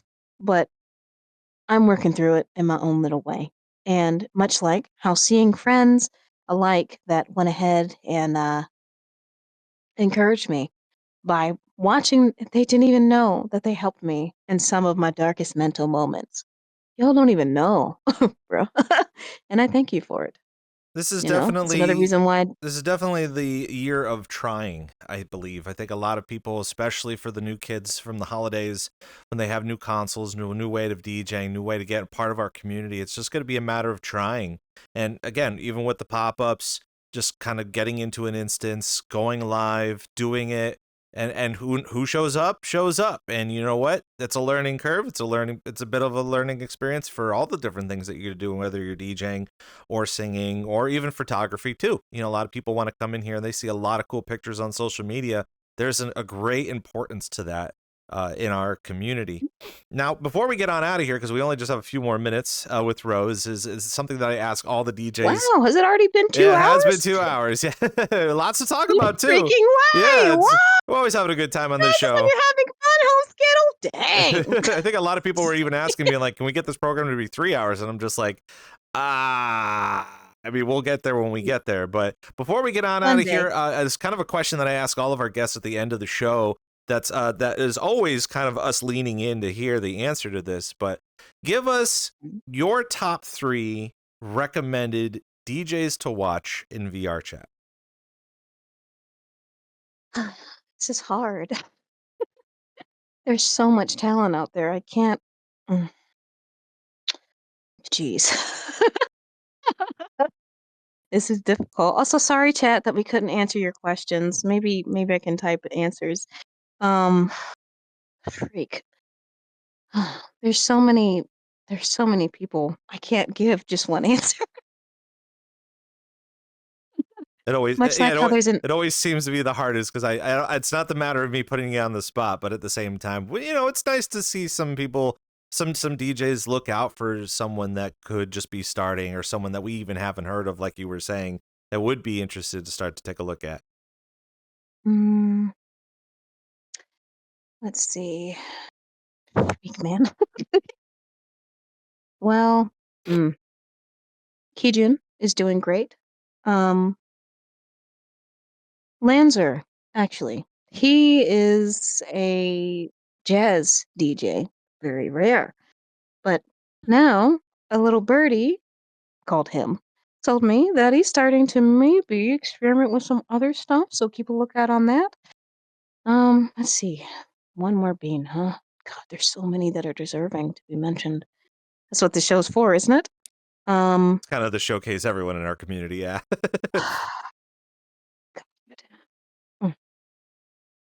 Ozzy. That girl got doubles before I did. It took me a year. Took her 3 months. Funny, someone actually said, doesn't that offend you? God, no. Do better. than me Mm. because then I can learn something new. Yeah, as long as you're having fun with it, right? Ye- That's the whole key point of it, is having a good time. Yeah. I mean, that's the beauty about, being a brand new DJ. Freak the rules. What's that? You want to do doubles on techno? Freak yeah. When I was talking to Totes a while ago, I know I'm running over time now, I'm sorry. When I was talking to Totes a while ago, he was like, oh yeah, no one had really doubled techno. It's not usually what it's for. And guess what? I freaking doubled it. And you know what? It sounded freaking great. Keep experimenting. Don't be scared to try. Watch the people that you're around because they represent you as an individual. Remember to have fun. Do it for you. Don't do it for other people. If you're not having fun, everyone's going to notice, even if you think they can't. True. And this is me preaching to the choir. Don't beat yourself up too hard. Don't compare yourself to others. We all grow at different rates and we learn at different speeds. Someone like Ozzy picked up doubling in 3 months when it took me a year. But you know what? Doesn't make me any less of a DJ, and it doesn't make her any less of one either. You're wonderful just the way you are. Just do you, boo. That's what brings people in, and that's what keeps them when you're yourself. And learn to promote yourself. Yeah, I need to do that too. Speaking of which, Rose, work in progress. before we get out of here, you want to tell everybody where they can find you on the internet? Oh, yeah, right. Promoting. Well, my thing is really easy. Literally, my name on Instagram, Twitter, or I mean, you don't really have to follow me on Twitch because I don't really stream there, but for the rare occasion that I do, just type my name, and you'll be able to find me. My what is it? My freaking bios are the exact same. Pictures are the exact same. You might even be able to find me on YouTube for some of my singing things. But that one's a little bit more hidden, so if you find it, kudos. And if not, look harder, sucker. If you want to, That's the only one you want to get to know that isn't. Rose. Yeah. That's the only one that isn't just RoseinVR. That one you'll have to look for. But your hint is that the picture is the exact same. That shouldn't be too difficult, I don't think. But Rose, Oh. now everybody's running to, Okay. everyone's running to YouTube trying to figure it all out. But Rose, thank you so much for being on VRCDJLIVE. You're a wonderful guest, and we want to have you back on very soon. Me. Yay! Thank you for having me. Thank you for listening. I know I didn't suck. Yeah, you did good, that's for sure. Oh my god, I feel like I just raped someone's ears. Sorry, yo. That's okay. It's time to everyone wake up too. But no, I'm glad to have everybody in chat again. Hey, yo. Thank you for everybody for coming down to VRCDJLIVE. We do this show every Thursday. And a quick little housekeeping before we get on out of here. For those people that are interested in wanting to be a guest on our show, or even you run a club and you're interested in showcasing your club, or even wanting to help out on staff, we have the forms for you down in the bio. If you're here on Twitch, you could just kind of go down to the About section. We've got all the links for you to fill out the Google Forms, whether you are a DJ that want to be featured on the show, you want a club that's featured on the show, or even, again, we are opening up staff submissions. So if you would like to help out with the program and volunteer and continue to help us run our program, we're obviously looking for many different facets to join our group. So please feel free to join us. Please feel free to promote us, and please feel free to let everyone know that if you want to see your favorite DJ or club or your favorite somebody here on the program, let them know, and then fill out the form comfortably up on the About page too. So again, we run these shows on Thursdays. Of course, for those people that are joining us on YouTube, you'll be able to see the highlights starting tomorrow. We're going to be posting some highlights of the show tomorrow, as well as the full show you will see during the weekend. Make sure to join us next Thursday, as we are going to be joined by Bert 60 Hertz, who will not only talk about his definitely upkeeping and upbringing here in VRChat, but a lot of the new producer stuff that he's been working on, and some new musics that he has coming down the pipeline. So for RoseinVR, for the entire VRC DJ staff and myself, my name is Rob Roman, and we will see you next time, next Thursday.